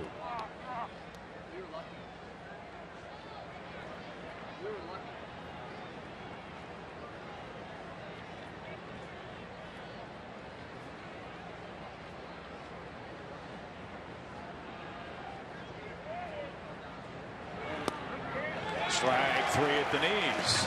That's 7 strikeouts for Worley.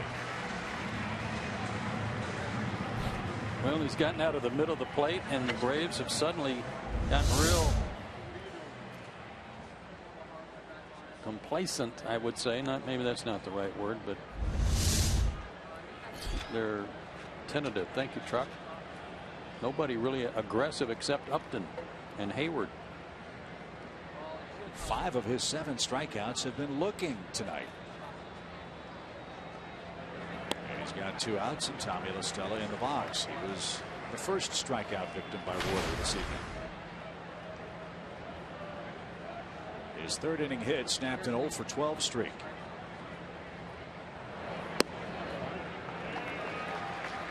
Two.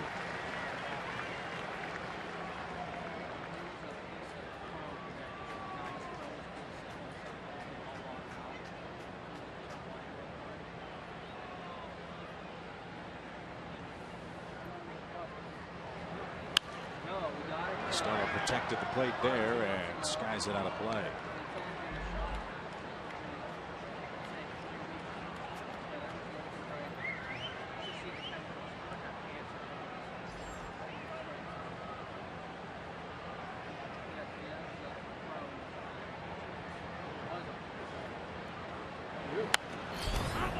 On August 8th, I'm reminded of the game the Braves came home from that awful road trip to play the Nationals and Steven Strasburg. The Braves had 6 runs after 2 innings and then got a home run from La Stella, his first big league homer, in the 5th inning. That stuff hit him in the hand there, and they held on to win 7-6. That also was a Santana pitch game.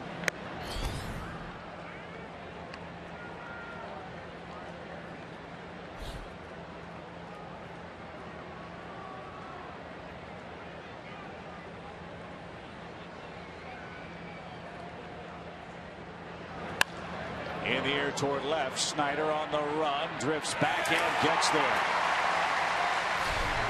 After 36 pitches in the first inning, Vance Worley has thrown 53 since, and he's through 5, down 3.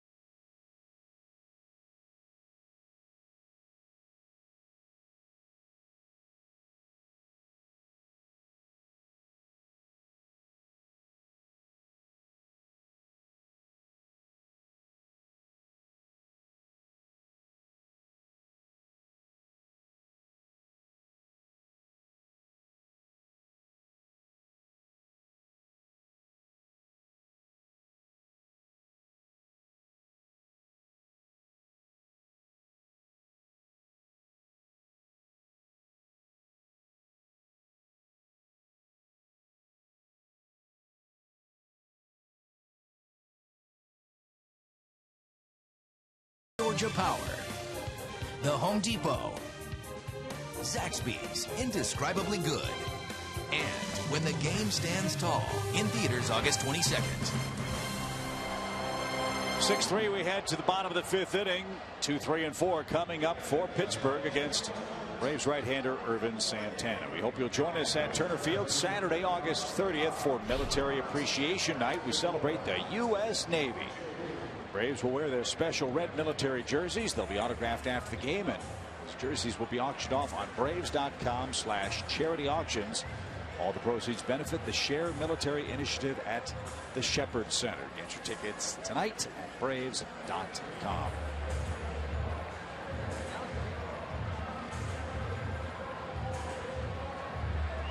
Harrison, Walker, and Russell Martin for the Pirates.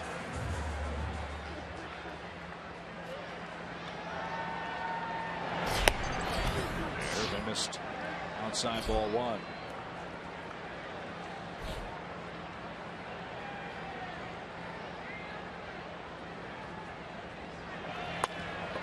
Little pop into shallow right field. Hayward's coming on and is going to get there.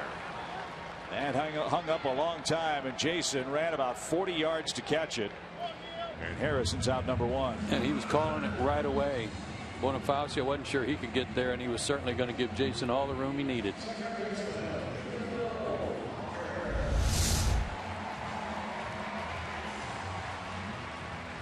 Jason was playing more shallow than Bonifacio, easier to cut across. And in this ballpark, it's only 320 down the right field line, so you're going to naturally play a little closer anyway. Walker, a 2-hit game.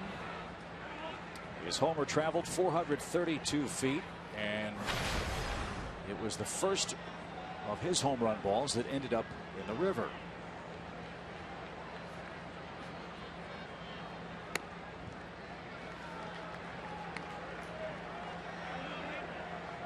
It wasn't an official splash home run, but it got there on a bounce.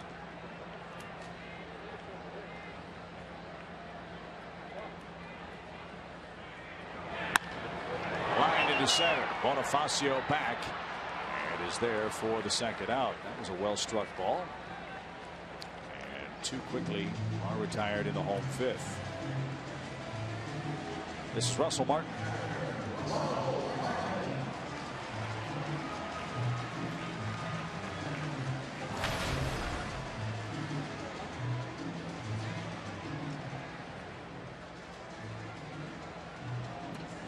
Martin is from Canada. Montreal, if I believe.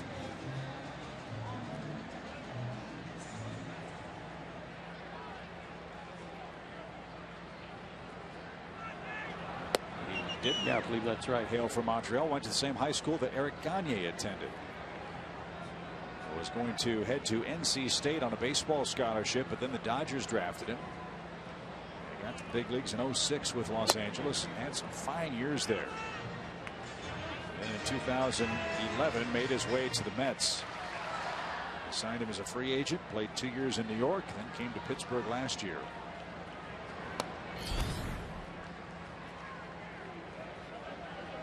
He's a Gold Glover. Won that in 2007.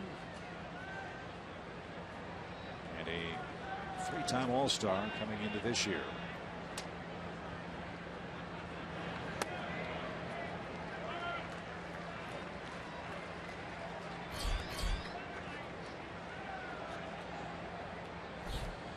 Alvarez on deck.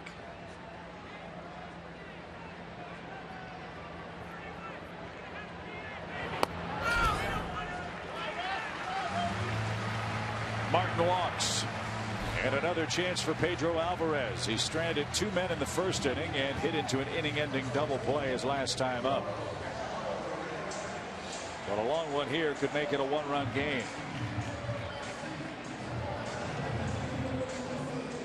2 walks for Santana tonight. He walked 2 in his last start in 6 innings against the Dodgers when he beat them 3-2.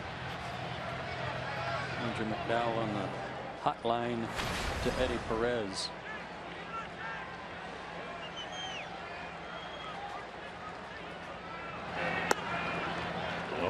save for Pedro Alvarez.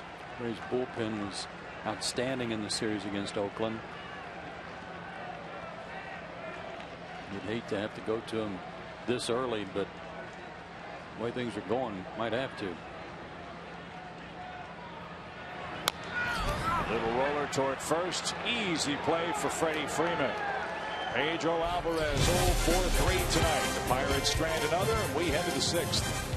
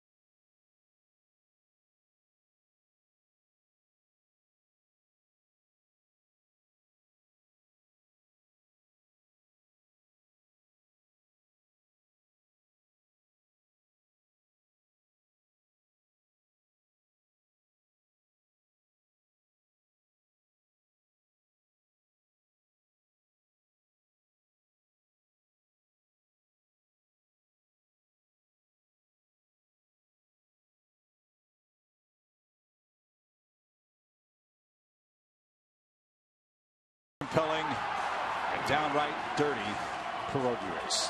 Yeah, the potato pierogi, unbeaten and untied. Now we see why.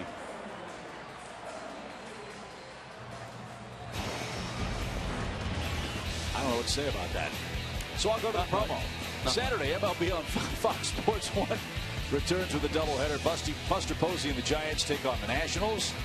Then Freddie Freeman and the Braves square off against the Reds. Coverage starts at 3:30 Eastern on Fox Sports 1. And action streams live on Fox Sports Go. Good ball game tonight. Atlanta jumped in front 6-0. Pittsburgh has scored the last 3 runs unanswered on 3 solo homers. 1 by Neil Walker, 2 by Starling Marte. And now Vance Worley has the bottom portion of the Braves attack coming up. Laird, Bonifacio, and Irvin Santana.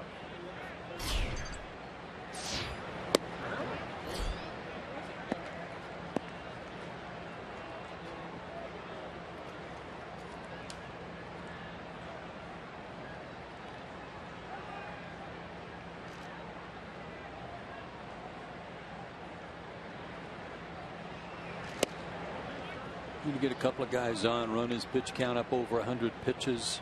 Granted, he's been very good since the first inning, but he'd thrown over 50 pitches in the first 2 and try to get in their bullpen. It has not been good.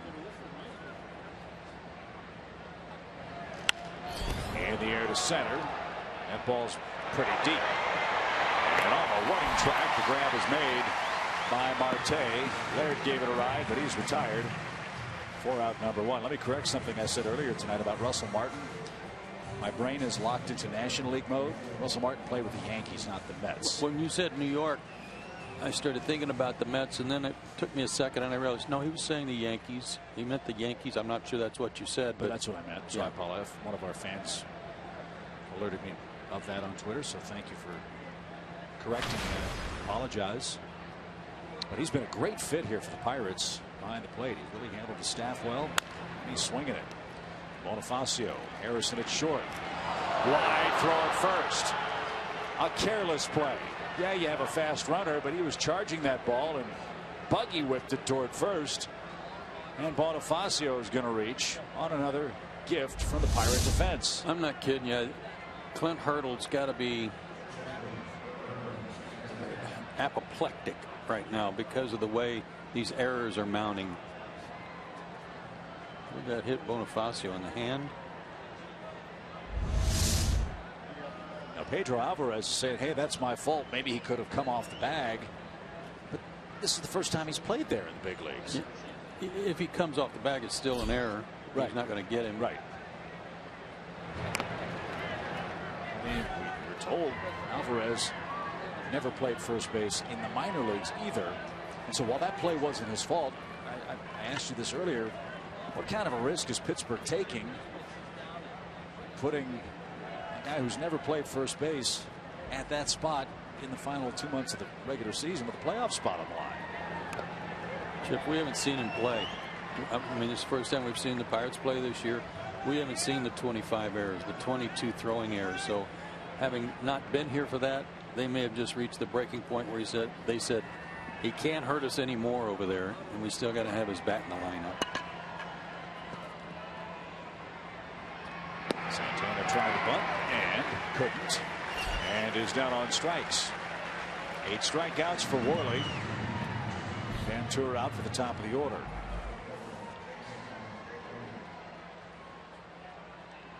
Win or lose tonight for Pittsburgh. You take away the first inning, and Vance Worley's pitched a courageous game. 36 of those 96 pitches came in the first 3 outs. And that's his season high in strikeouts. 7 was his high 2 starts ago.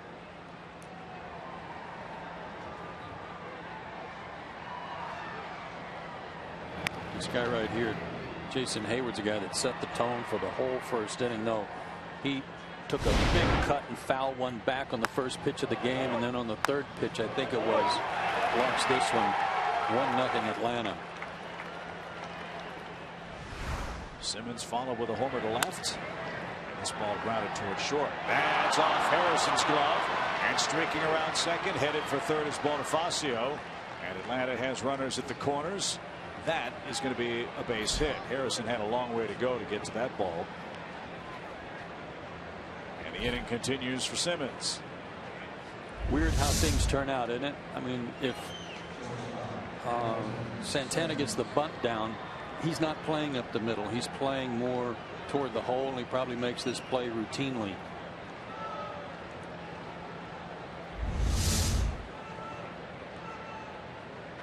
So 2 more errors for the Pirates tonight. 90 in total for the year. The Braves have their 9th hit, 3 of them by Hayward. And here's Simmons with 2 outs. A couple more runs wouldn't hurt.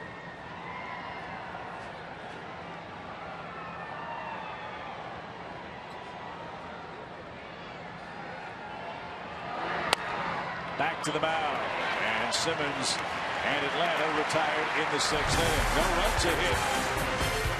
2 men left. 6-3 Atlanta.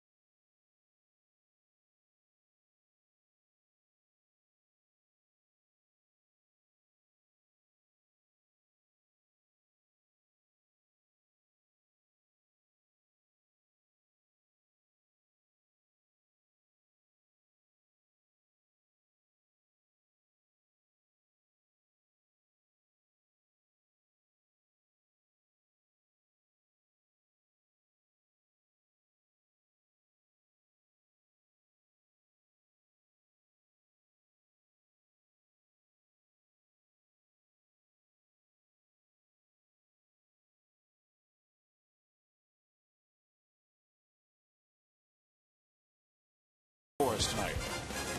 You know what a Pirate's favorite letter is? No. The R. But they're also very fond of the C. Fans follow every Atlanta Braves game with MLB.com at bat on your favorite mobile phone or tablet.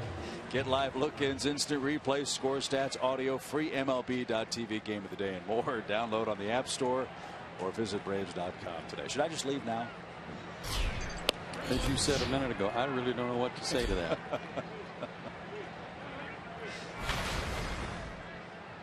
All right, we got to keep this guy in the ballpark. Starling Marte hitting 6th, has hit 2 homers. Keep the ball down would be a good start.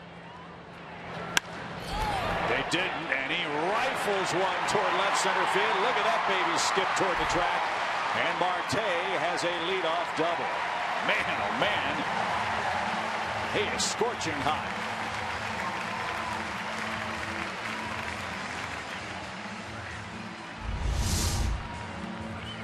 Target was inside. The pitch was right down the middle again. That will get the Braves bullpen stirring in a 3-run game. Here's Snyder. He has an infield hit, and he's also flied out. And let's see, something got loose in front of the Braves dugout. Freddie Gonzalez flip the baseball into the stands.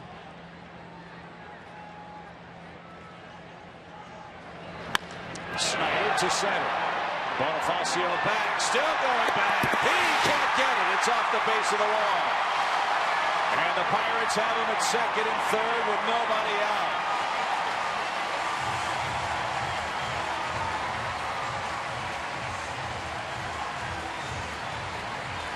Emilio got turned around on this ball. That one had a lot of the plate. Great extension on the swing by Snyder. But Emilio was trying to go back to his left as he was spinning around, and the ball got over his head as a result. That ball probably should have been caught. He needs a 20-second timeout. He's been running from pillar to post in this inning. And the Braves bullpen is getting busy in a hurry. Yeah, they can't get ready fast enough.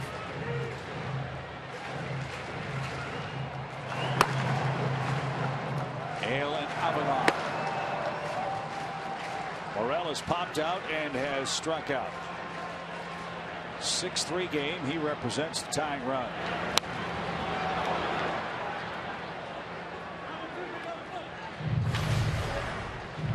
That was a little bit of a help there on an 0-1 count for him to chase that breaking ball like that. That was kind of an 0-2 count swing.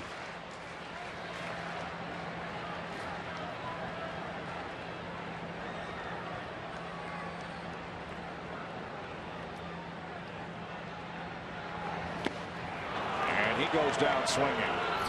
Morel couldn't resist a ball in the dirt, and he is struck out, and that will be the end of the line for Vance Worley. After a disastrous first, he was almost unhittable since. And this will be Ike Davis, the former Met. He's announced as the pinch hitter.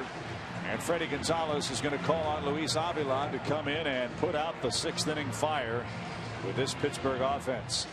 So Irvin Santana leaves with the game in the balance. Tying run at the plate for Pittsburgh. 1 out in the 6th.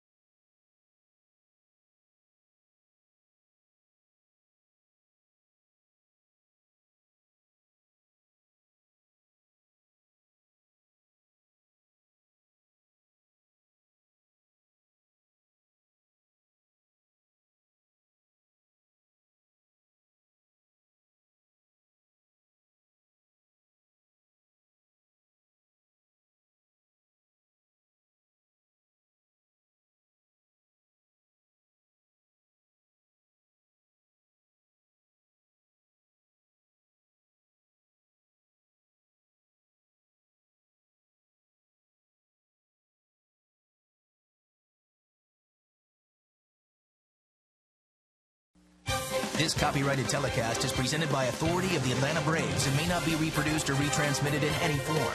The accounts and descriptions of this game may not be disseminated without the express written consent of the Atlanta Braves. 6-3 Braves are on top, but for Irvin Santana, the primary culprit for him tonight has been Starling Marte. What a night he's had. Home run his first time up off the top of the rail in center field. This one down the middle, belt high, swung on and belted to straightaway center. 2 home runs in the night, and then this inning leading off, another pitch knee high down the middle, and he didn't miss it. That's a double. That's 10 total bases already for him tonight and 3 at bats. And Luis Avilan inherits second and third, one out. And he'll be facing Ike Davis, a man the Braves know very well from his days in New York. Davis, you recall, was the odd man out when New York decided to keep Lucas Duda at first base. That's worked out well for New York. Davis, as a Pirate, is swinging the bat very well right now. 4 for his last 13, both or 2 of those hits extra base hits, a double, a homer, 2 RBIs, and 6 walks over his last 6. But hitting only 103 against lefties, 3 for 29 on the year. So we'll see what gives here with 2 on, 1 out. Davis bats for Worley. This at bat, he can be very productive by just hitting a ground ball. Infield back. Braves will concede 1 run, trying to keep from 2 runs scoring.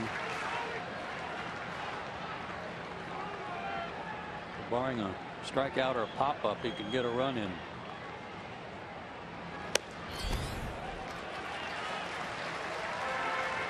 I think it's safe to say when it comes to the Braves relief corps, the left-handed side of things is this team's biggest question mark right now. Yeah, they're getting left-handed hitters out. Yep. Left-handed hitters hitting almost 300 against Luis. So who prevails? He doesn't have to swing if you don't throw him a strike. Nope.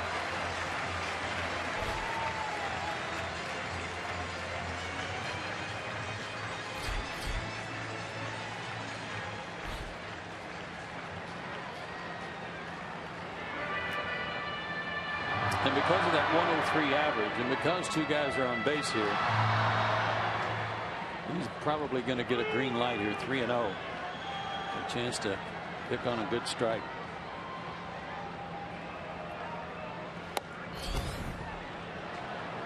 Crossfire action. Davis took it. All bets are off now. 3-1.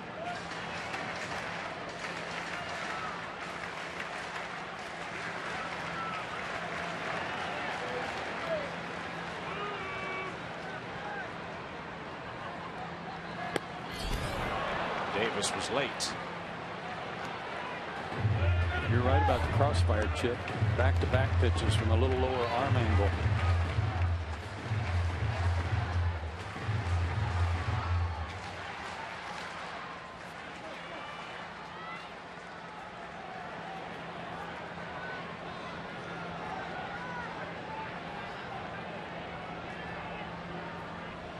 Full count pitch for Ike Davis. Is line to third. The Pirates wander and are doubled off. That turned around in a hurry, didn't it? Man, oh man, oh man. The Pirates are blundering and the Braves are taking advantage. A double play ends the 6th. Pittsburgh gets back-to-back doubles and they can't score. Amazing. 6-3 game.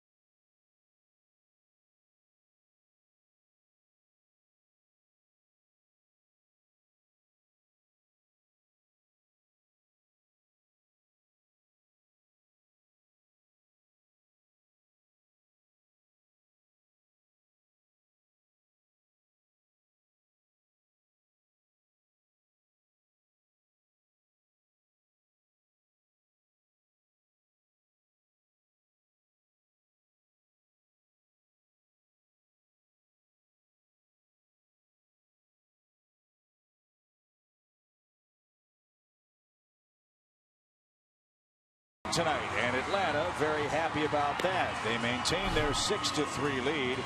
They have finally chased Vance Worley and look for more in game 1 of this series. Pop rock band Newsboys performs in the Braves summer concert series Sunday, August 31st.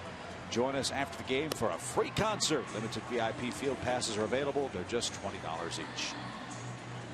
This is Jeanmar Gomez.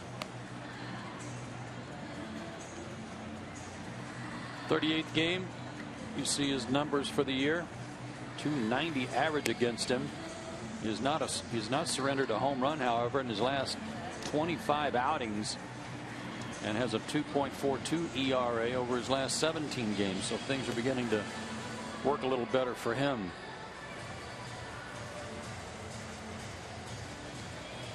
Last work Friday night, 2 scoreless innings against the Nationals. Pirates were swept by Washington, losing 5-4, 4-3, and 6-5. 3 straight one-run losses for this Pirate club. They played 46 one-run games this year.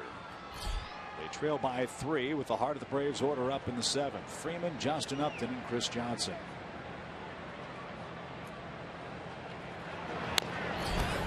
Foul at the plate.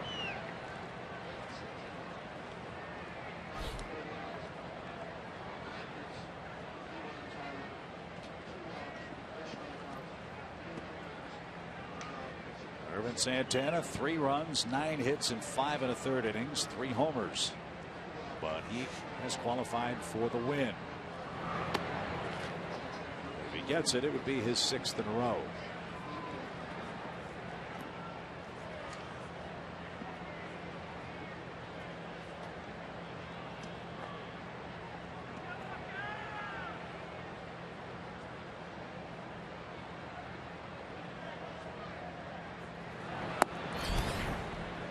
Low and outside.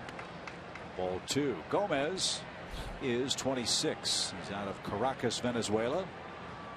Was originally a Cleveland Indian. He was a starting pitcher over in the American League. Made 38 starts in 42 big league games.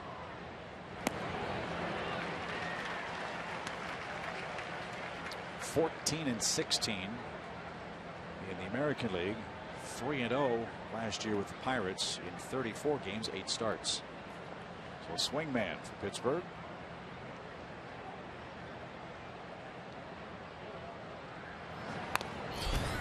Had a short arm action. I would guess the hitters will tell you that he's a little sneaky quick. Ball gets on you quickly.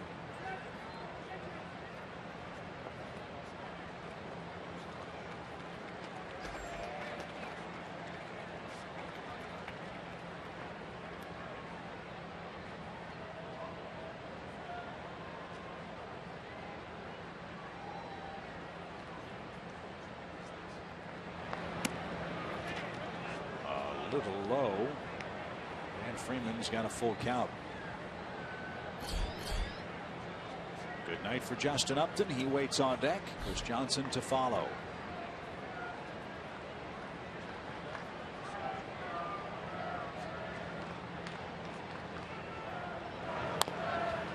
That's bounced into the Braves dugout.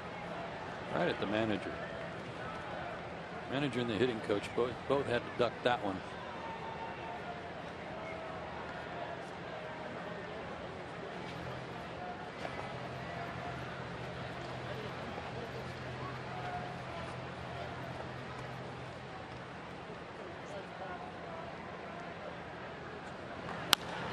To the right side, and that'll sneak through.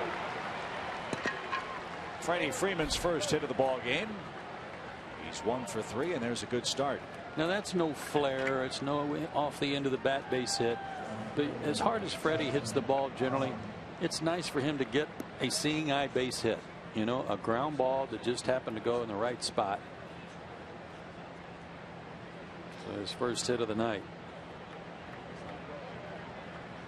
Here's Justin Upton. Our Georgia Lottery hitting the jackpot.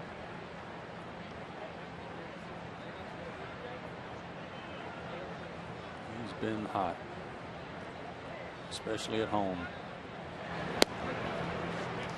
We should tell Justin we're playing in Atlanta every game on the road trip. Just a different backdrop.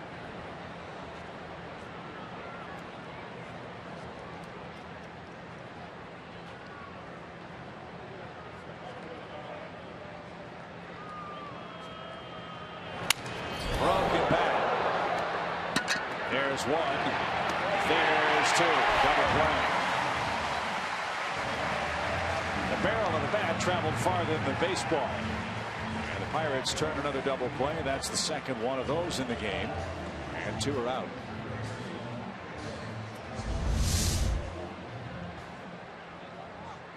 That ball really ran in on Justin to break his bat. When you get these plays, it seems like for the Pirates already, it's that it doesn't seem routine because of the problems they've been having. It's like they're trying to really make sure they give a good toss. Neil Walker's already made a wild throw tonight that hurt him.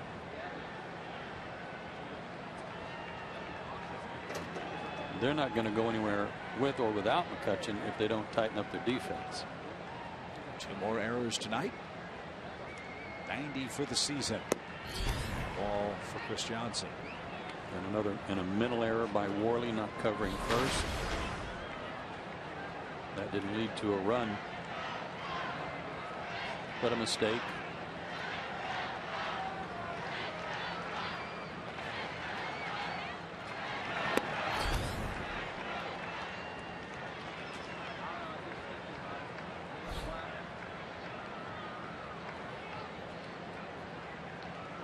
Base is empty for Chris Johnson.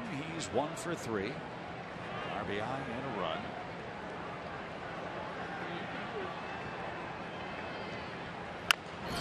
And a little tapper toward third.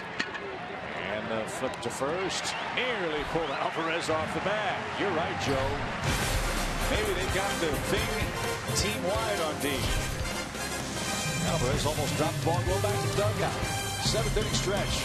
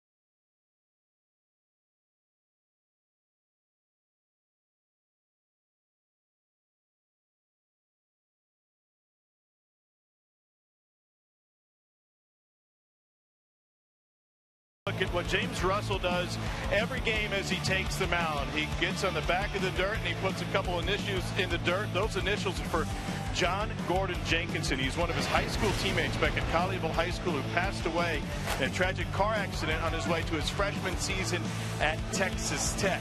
He said, I do it every game before I go on the mound. And some more on James Russell, son of former All-Star Jeff Russell. He went to Navarro Junior College at the University of Texas. And guys, one thing that we've seen out of Freddie Gonzalez and his use of James Russell and other left-handers like Luis Avalon, who's now getting work against lefties in lefty-lefty situation. And he's been using Russell more often to start clean innings. Chip? You're right, Tom. However, there are going to be times where that's not going to be possible. And Avilan was fortunate to get out of the last half inning as the Pirates ran the bases poorly. Well, he did a good job of coming back from that 3-0 count and got back to 3-2 and got Davis to swing at a ball maybe he didn't want to, may not have swung at on a 3-0 count. Hit it off the end of the bat softly to Chris Johnson. Thank you very much. Well done. The lefty faces him to start the home seventh. Polanco, Harrison, and Walker.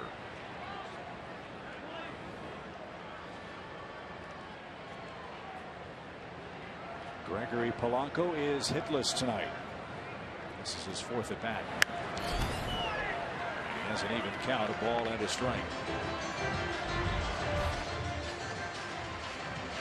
Braves took 3 from the team with the best record in baseball at home. They're trying to beat the team with the best home record in the National League tonight. Could be a productive night. Arizona is beating Washington late. Braves could shave a game off the division deficit if they can win their 4th in a row tonight. Pitch is squibbed back to the mound. Avilan's got it, and a perfect throw to first retires the leadoff man. Good start to the 7th. Josh Harrison's the hitter, and he's also our AT&T Uverse trivia question. He's 5th in the National League with a .309 average. Who was the last Pirate to win a batting title? We'll hustle. This is going to be a pitching change. I'm going to go with Bill Madlock. I think it was somebody later. Freddie Sanchez. Remember him? Oh, yeah. Good call. Tell you what, you and your Twitter buddies, I don't know. You are so hot. All help is accepted. God. Of course, I'll probably have to walk the plank. 6-3 game, 1 out in the 7th.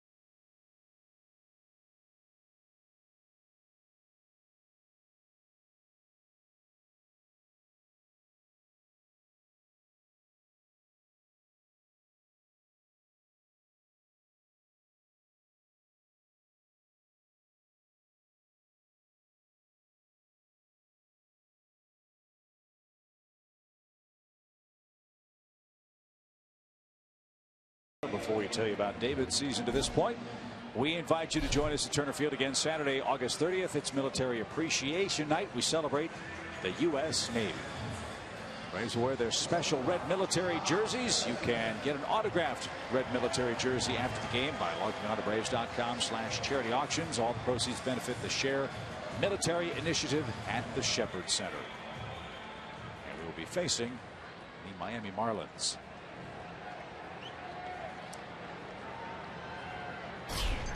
Harrison versus Hale, 1 out, bases empty, 7th inning. David's first, missed low. David did not pitch in the series against Oakland. His last work was long relief against the Dodgers in a game the Dodgers had jumped on the Braves early. Went 2 2/3 innings, a 3-hit shutout ball, struck out a batter. The Braves have really had the end of their bullpen working well with the lead. Carpenter, Walden, Kimbrel, they've been knocking it down. Can't pitch every night, and when you're on a bit of a winning streak, winning 4 out of the last 5, you can't run those guys out there every single night. Sharply hit. Chris Johnson to his left, vacuumed that up, and Freeman handles it first. 2 down.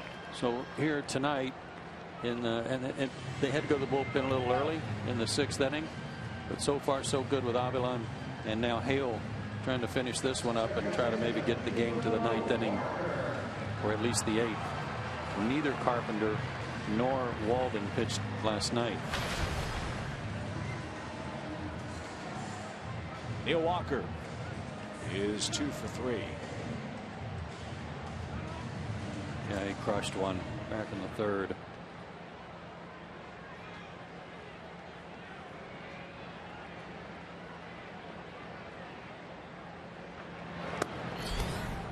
Ball one.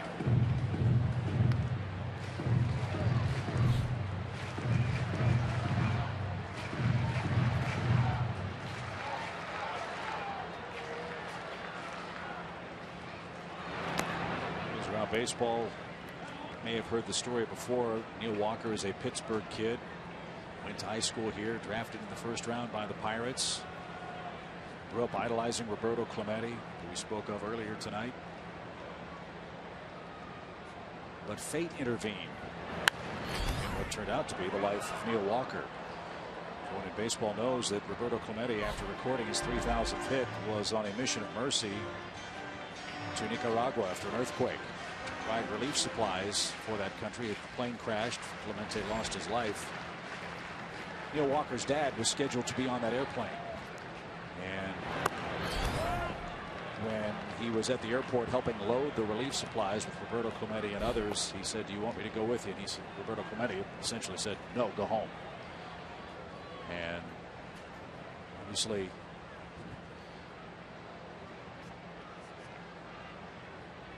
Neil Walker is here as he draws a base on balls. So it's almost fate that made this young man wear the black and gold of the Pittsburgh Pirates so very proudly. And you know, last season had to be emotional on a lot of different levels for Walker and the Pirates family to finally get back into postseason play for the first time with this new generation of young Pittsburgh Pirates. More of a walk with 2 outs.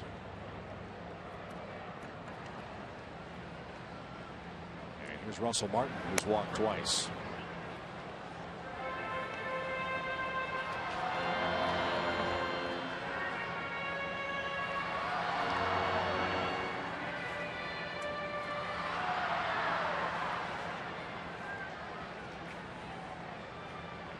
Fact-finding mission for most of these Pirates hitters. No one's faced David Hale. And one who has is Ike Davis, and he's already out of the game after pinch hitting earlier.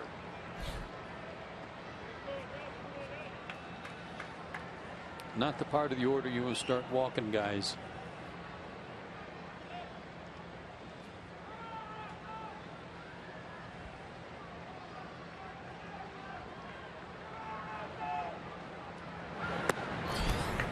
Scored more runs than any team in the National League since the All-Star break. They're 3rd overall for the season in the National League. 4th in homers coming in. He's hit 3 tonight. Only one team scored more runs than the Pirates in all of baseball. The Astros since the break. Who would have thought that?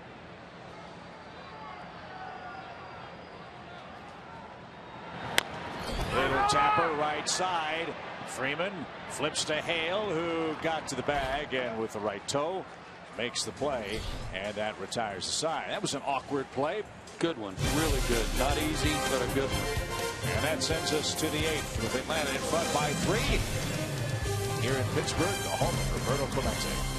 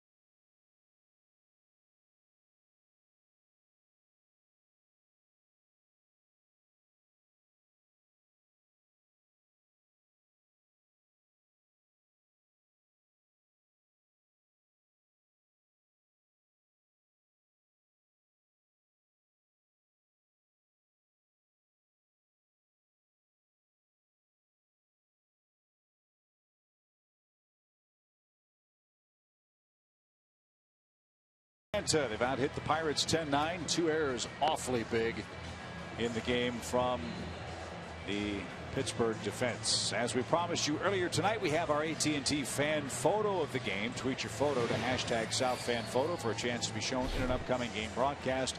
It's brought to you by AT&T. And it is Evan Gattis's birthday today, 28 years young. And a happy birthday greeting from Nicole.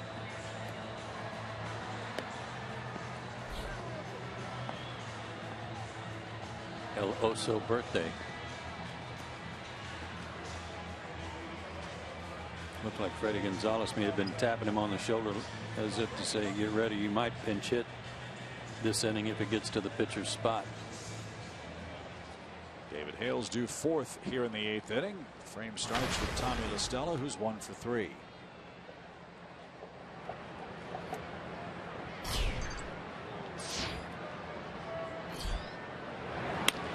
And he lines to second. 1 pitch. 1 out. Back and forth they go in Washington. Nationals took a 4-3 lead. Arizona's just tied it in the 9th. It's 4-4. Washington's had a few issues in the 9th inning this past week. Soriano's given up a few runs. Sure has. Did you see that game where Aroldis Chapman came in to finish a game for the Reds and walked 4 guys in the 9th inning without getting an out? All 4 scored. Fly ball by Laird toward left. And no play for Travis Snyder. Foul. Strike 1. Hope that continues. As we're headed to Cincinnati after this series. 4-game date with the Reds.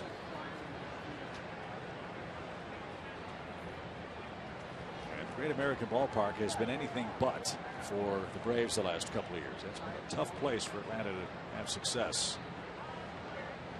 A lot of late inning losses there. Yeah.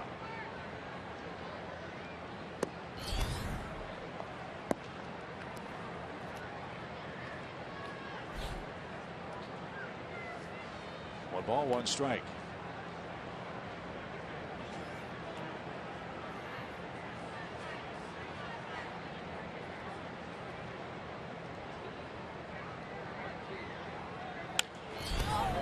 In the air towards center field. That'll drop. Gerald Laird. Joe has said it time and time again, and he's absolutely right. Every time he plays, he does something to help you. Tonight it's a 2-hit, 1 RBI, 1 run game. And that's just the offensive side of things. He had a pass ball earlier that allowed some runners to move up, but the Braves avoided any damage on that. But all in all, good contribution again tonight. And instead of Gattis in the on-deck circle at this point, it's Domet. A former Pirate. Facio showed bunt. Drew the bat back. He's 0 for 2.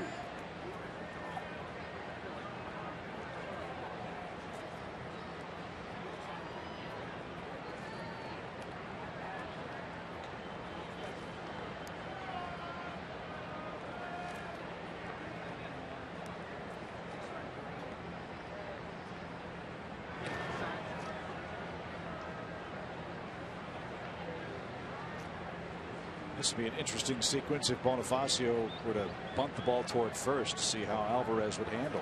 Yeah, he was out early taking some ground balls, but most of that was tossing to a player representing a pitcher covering.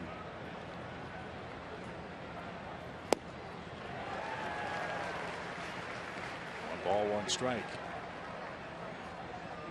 Obviously the angles are different, the responsibilities are different. You're much more active at first base than when you play third.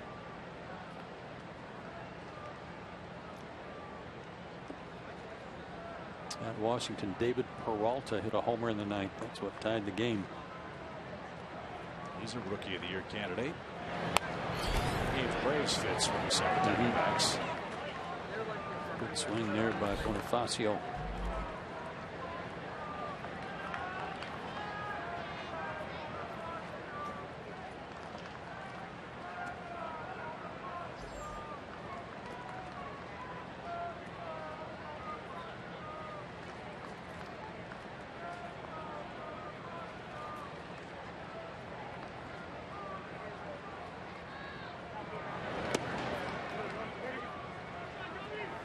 Dug it out. And the count now 2-2.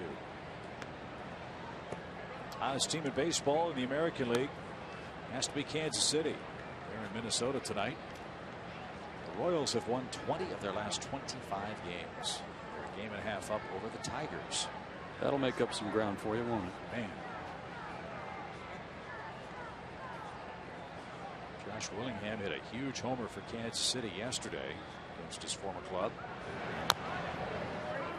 They went to the upper deck in Minnesota, and that's a poke. Ooh, I'll say so. Upper deck, second deck. I mean, it was a long way out there.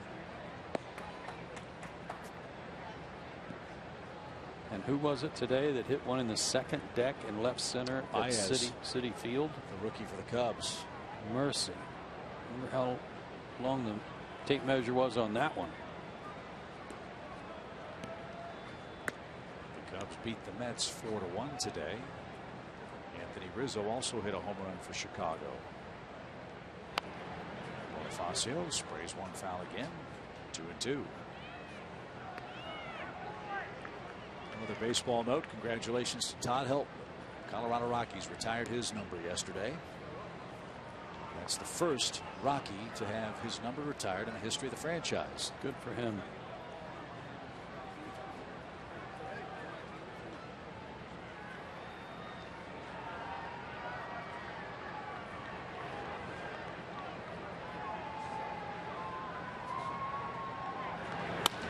In the air to center field. Bonifacio rewarded after a good at bat.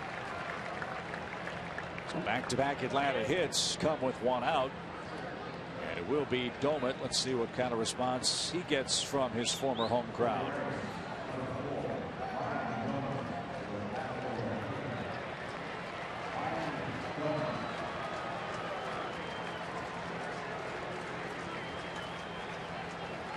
Really good at bat by Bonifacio. Fouling off a bunch of good pitches and then getting a flare to center.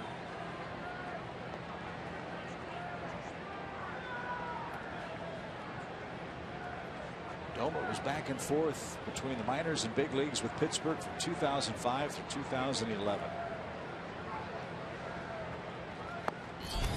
And he looks at the ball low. 1 ball, no strikes.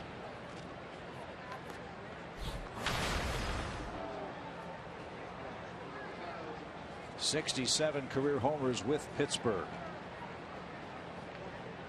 That was a .271 hitter with the Buccos.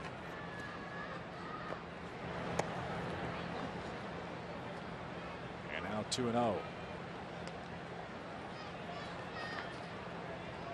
Gerald Laird with catcher's speed at second base. They're trying real hard to make sure he doesn't get a good jump in case Domet gets a base hit. Give the outfielders a chance to throw. Polanco has a great arm in right field. Marte good in center. Snyder just okay in left.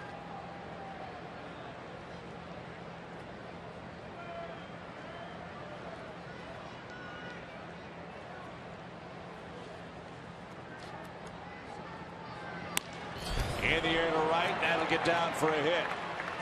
And the Braves have loaded the bases. 3 straight singles. That snapped an 0 for 8 pinch hitting for Ryan Domet too.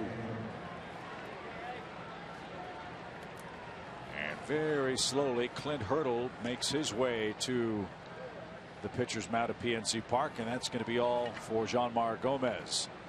An inning and a third, 4 hits, no runs so far, no walks and no strikeouts.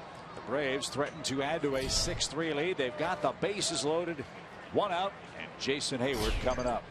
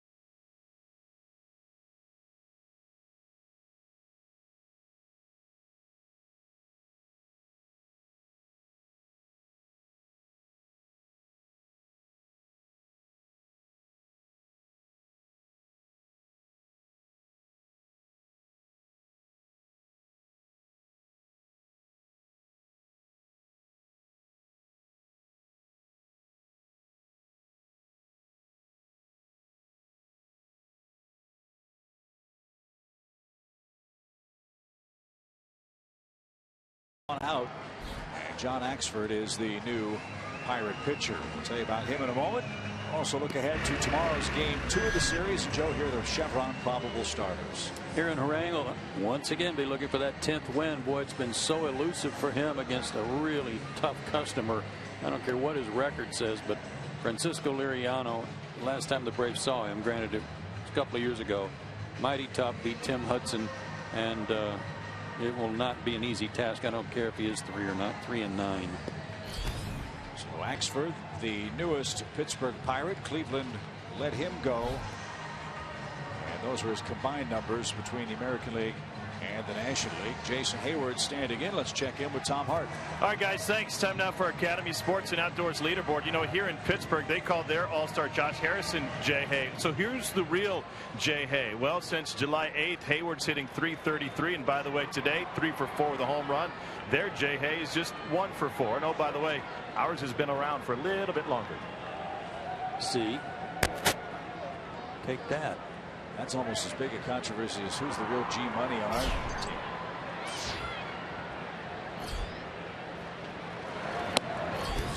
Tom, I will say this. There's Jay Hay.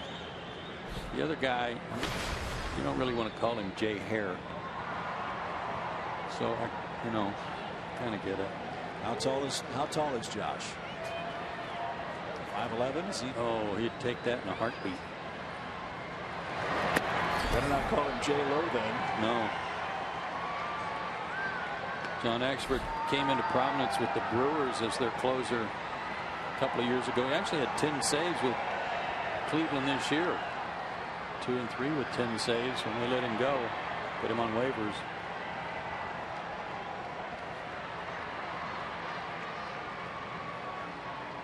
Jason's had a monster game out of the leadoff spot. Leadoff homer, 2 infield hits. He's 3 for 4. Swing and a high fly toward right.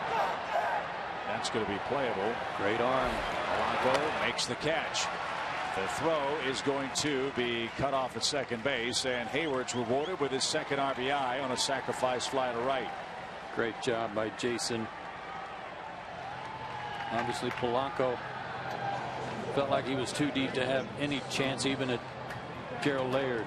That's a big run.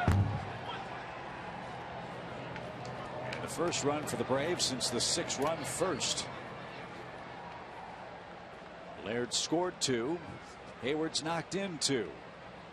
And now Braves runners are at the corners with 2 outs. That run's charged to Jean-Marc Gomez.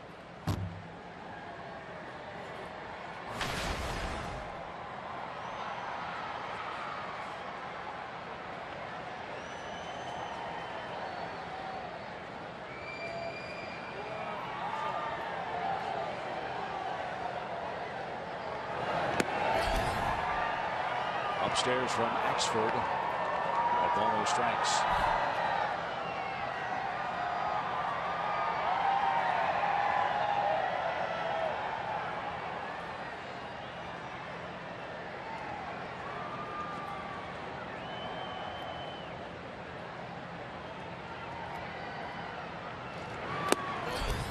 Oh, nice. On a short hop. Yeah. There was a shortstop making that play behind the plate.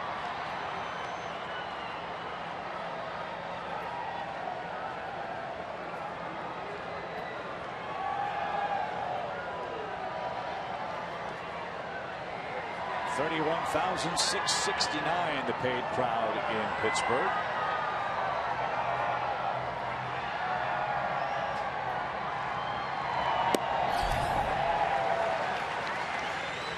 Joe mentioned they're drawing very well. They have a good, exciting ball club. Braves draw well here too. This is the lone visit for the Braves in the regular season to Pittsburgh.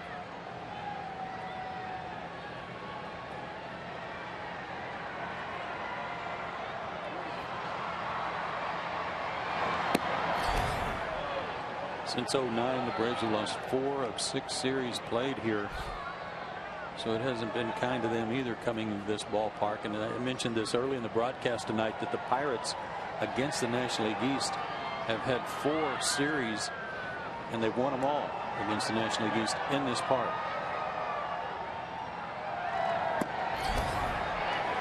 Strike for a count.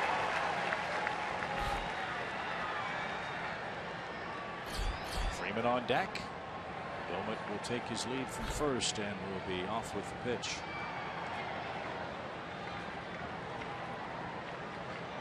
Ashford's got a good fastball. He's low to mid 90s when he's right. Line down the right field line. Curl foul. Might have scored two. No such luck for Simmons. Checks his bat. Might have cracked it.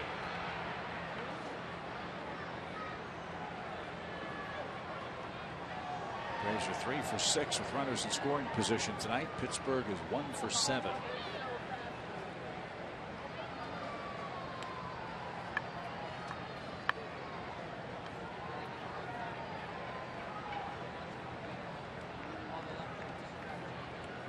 Told you who the pitchers will be tomorrow night.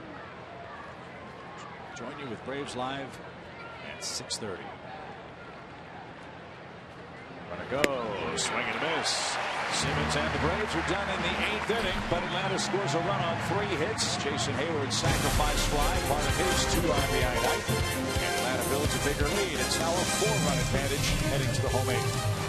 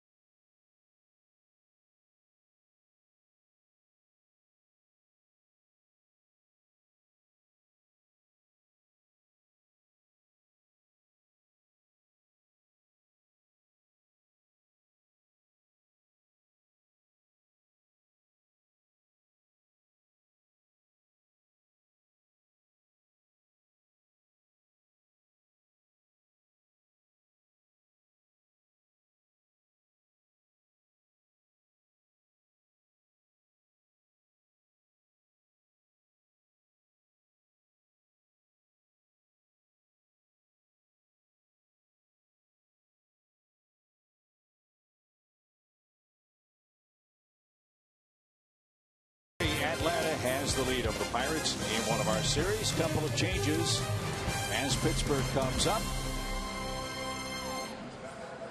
Let's start with Phil Gosselin. He'll check in at second base. He'll bat in place of Tommy LaStella. That means Phil will hit in the 6th spot on the lineup card. And as Tom Hart reported earlier, here's another one of those situations for Freddie Gonzalez where he can bring on James Russell at the start of a clean inning. Yeah, you like that. He's responded much better to these situations, as Tom pointed out. This will be his 10th outing with the Braves. I think that's something that fans might be interested to talk about or hear us talk about. There's all the scouting in the world. You've faced guys in major league games. You've seen the video. You've gotten all the info you can possibly get. But when a manager gets a new player and hasn't had the luxury of watching him pitch in situations during the spring training, or in the first 3.5 months, 4 months before the trade deadline, there really is a period where the manager is kind of flying blind, isn't he? Sure, you got to figure out, no matter what the reports say, how and when to use a guy and when he's most comfortable. A swing by Alvarez to deep center, but Bonifacios there for the first out. Alvarez 0 for 4 tonight. Starting Marte will be the hitter. Sometimes you're limited depending on the situation. When you come in the middle of a jam, you may not be able to use your best pitch, for example, until you may not get to a count where you can use it. There's our Volkswagen pitching performance. How about the relief ERA against the Central this year? But this is the guy the Braves have to figure out. His second 3 extra base hit game of his big league career. The first came last June 25th against the Mariners. Another thing about Russell is that he likes working from the windup. He's not like every other reliever these days that likes to come in and work from the stretch, no matter if there's runners on base or not. So a little more rhythm for him. And Freddie has said about figuring out his players, or more accurately, feeling more comfortable with his players, and that goes right to the man starting tomorrow, Aaron Harang. So Aaron's a guy that's going to have base runners. He knows how to pitch into favorable matchups. Someone's dribbled foul, and Russell will make sure it stays that way. But every manager wants to see his starting pitcher just buzz through a lineup, go 1, 2, 3. Well, Harang's not that kind of pitcher. He's capable of it, obviously, but there's a guy that gives him trouble. Harang's not afraid to walk a couple of guys to get to the matchup he likes. Yeah, and that matchup did not work well for Aaron against the Dodgers. There were not matchups suitable for him to be able to do that. And the Dodgers made the best of it.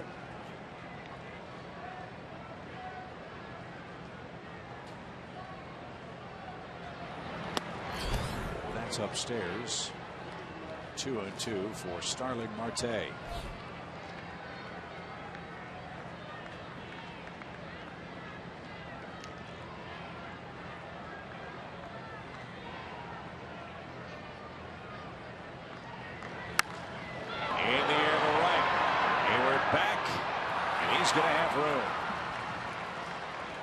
Marte's perfect night comes to a close with a fly out to right field. 2 outs. What a different night for Marte than when we saw him April 18th last year. Remember that game? Marte struck out 5 times. He doesn't look at all like that player tonight. No.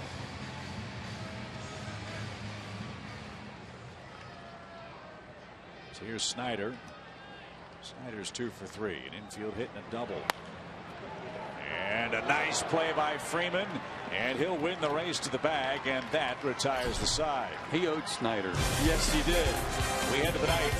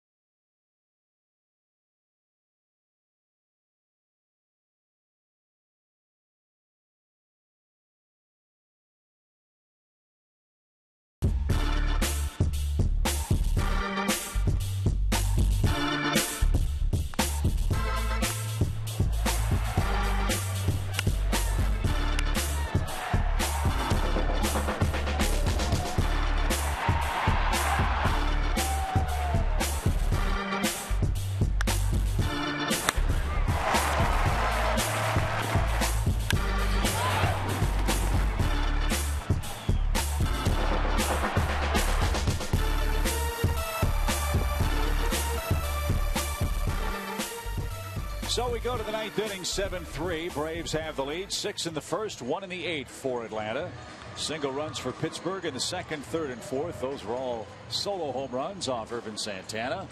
And the Braves at the moment all smiles, trying to win their 4th consecutive game and take the first of this series here at PNC Park. New pitcher out there for the Pirates. We'll tell you about him as Freddie Freeman digs in. Breaks his bat and lines one. It squirts past and into left field. Is that Morrell? Yeah, it beat the shift. Third baseman couldn't move as quick as the shortstop, and Freddie splinters his bat. He's got his 2nd straight hit. That was a bad break too by Morrell.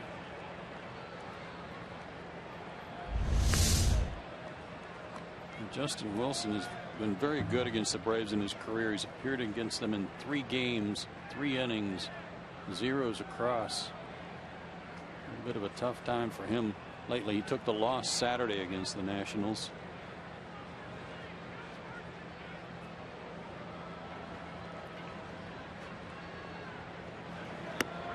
Their bullpen, sorry, Chip. Their bullpen's been a little bit in disarray, I guess.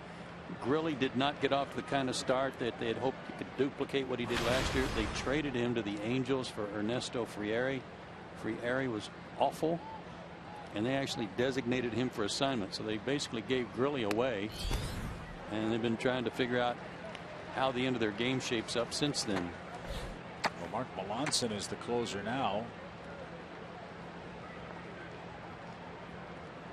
with Axford, Compton, Gomez, who we saw, Jared Hughes, Tony Watson, and Justin Wilson in the Pirate pen.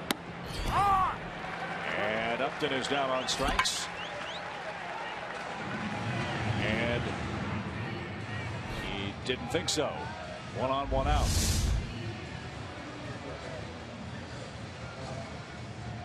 He has a point. Yeah. You know, a while ago there were a couple of calls when Santana really needed one on some borderline pitches that actually nipped the outside part of the box on our Fox tracks. Didn't get the call. But in Angel world, you never know. Back to their bullpen. Tony Watson in the last several years has been about as good as any left-handed setup guy in baseball. He is really tough. And 8-1 this year with a 1.84 ERA.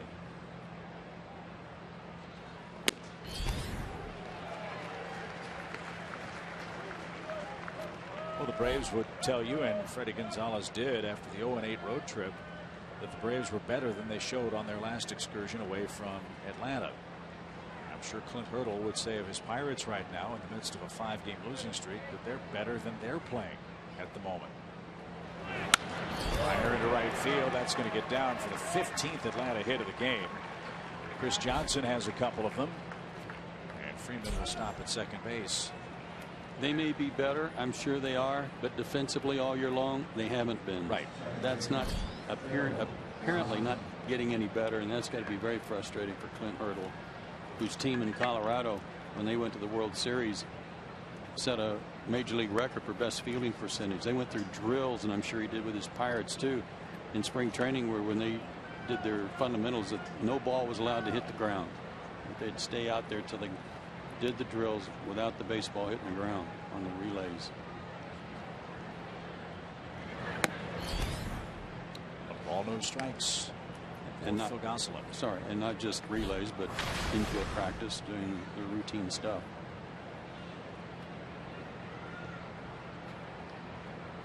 Phil's on a nice roll. Got a couple of starts against Oakland.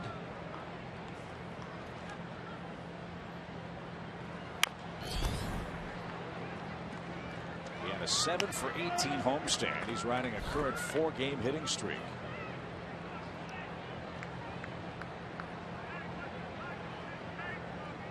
Using the whole field too.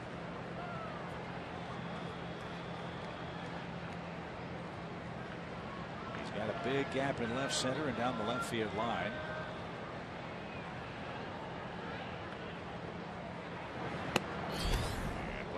plate. In the Pittsburgh ninth, they will have their 8, 9, and 1 hitters coming up.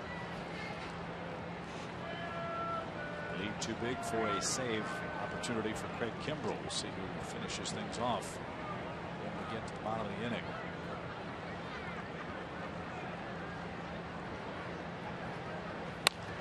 Squib toward the end of the Braves dugout, foul.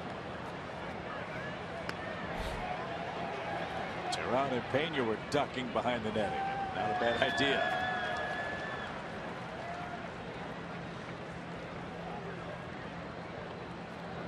That is one of the best things Major League Baseball's come up with over the last 20 years. Are the railings in front of the dugout to protect guys in there on those shots.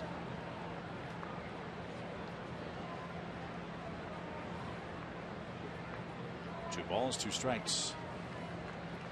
It's like a pinball machine in the old days, wasn't it? Oh, it was awful. I mean, nobody could stand up there where they stand now because you would be in harm's way.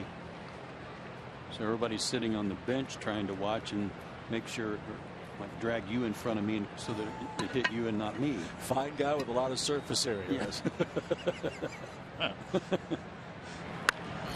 Popped up, and that'll be an infield fly. Actually on the infield dirt. 2 outs, and here's Gerald Laird. He's got a couple of hits and a couple of runs. 7-3 in the ninth. Braves with 15 hits, 2 homers. A workmanlike performance, I guess, for Santana. 3 runs in his 5 1/3 innings.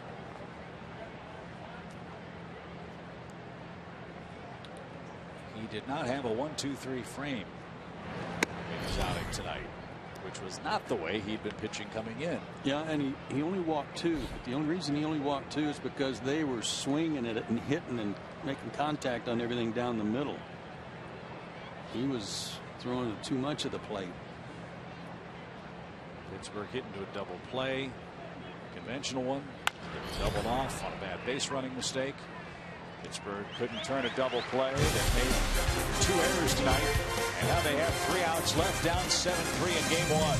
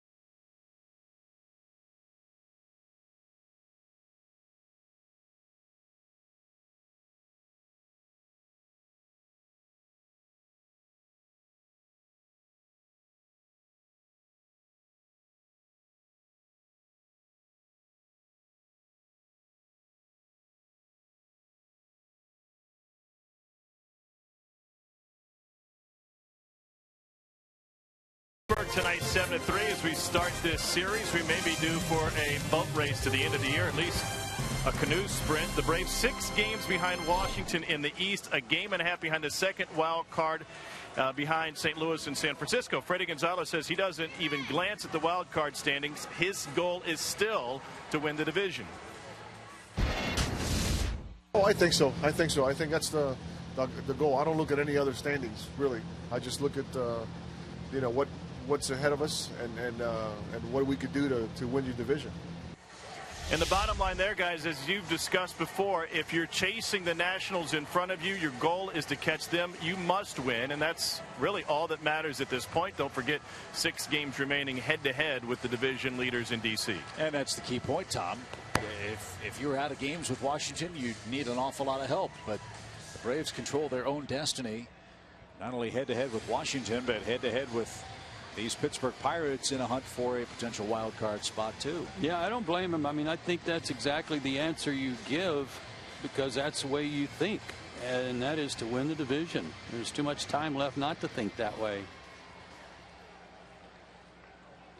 First multi-inning outing for Russell for the Braves in his 8th of the year. Let's hope it hits quick and easy as Morel. Then the number 9 spot, then the top of the order. If the score holds, the Pirates will have a 6-game losing streak, first one they've had this long since September of 2012.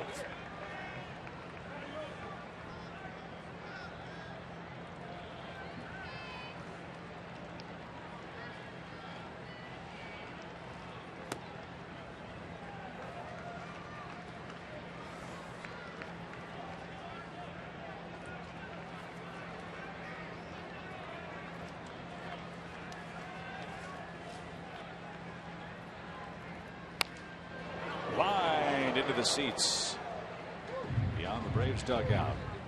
One of the ushers caught that ball on a ricochet. He's looking for a friend. Let's see if he comes away with a souvenir.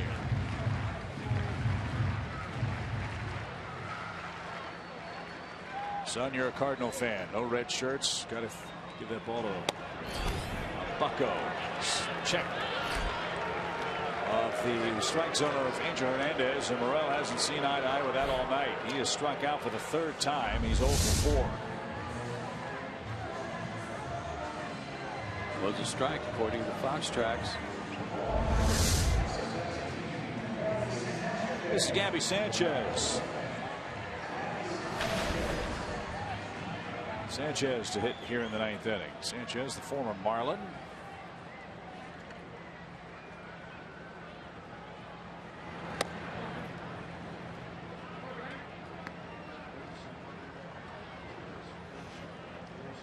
When they got Ike Davis, Sanchez lost a lot more playing time.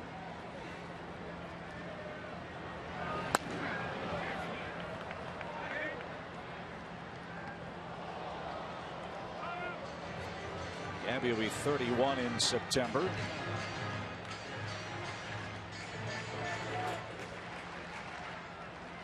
Back-to-back years with 19 homers for the Marlins in 2010 and 2011. Knocked in 85 and 78 runs. And back. Some hitters have been sawed off tonight. Sanchez the latest.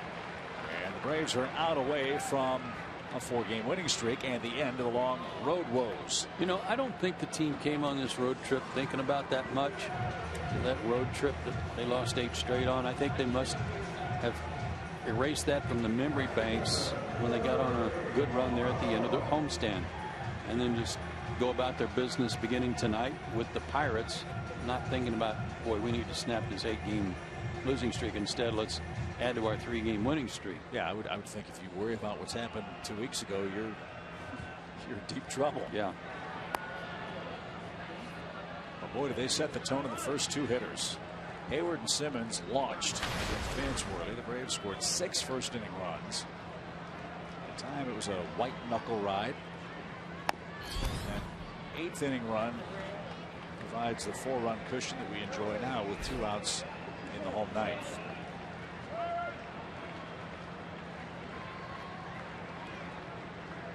Polanco is hitless. He's had a hard time of it. Now makes him, by my count, dating back to their road trip, 1 for his last 24.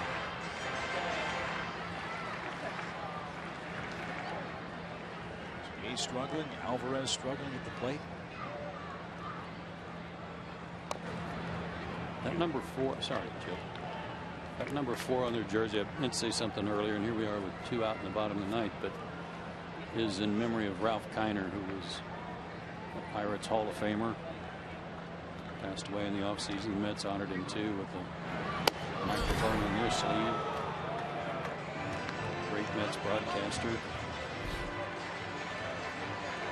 Always fun to see the tapes of Kiner's Corner.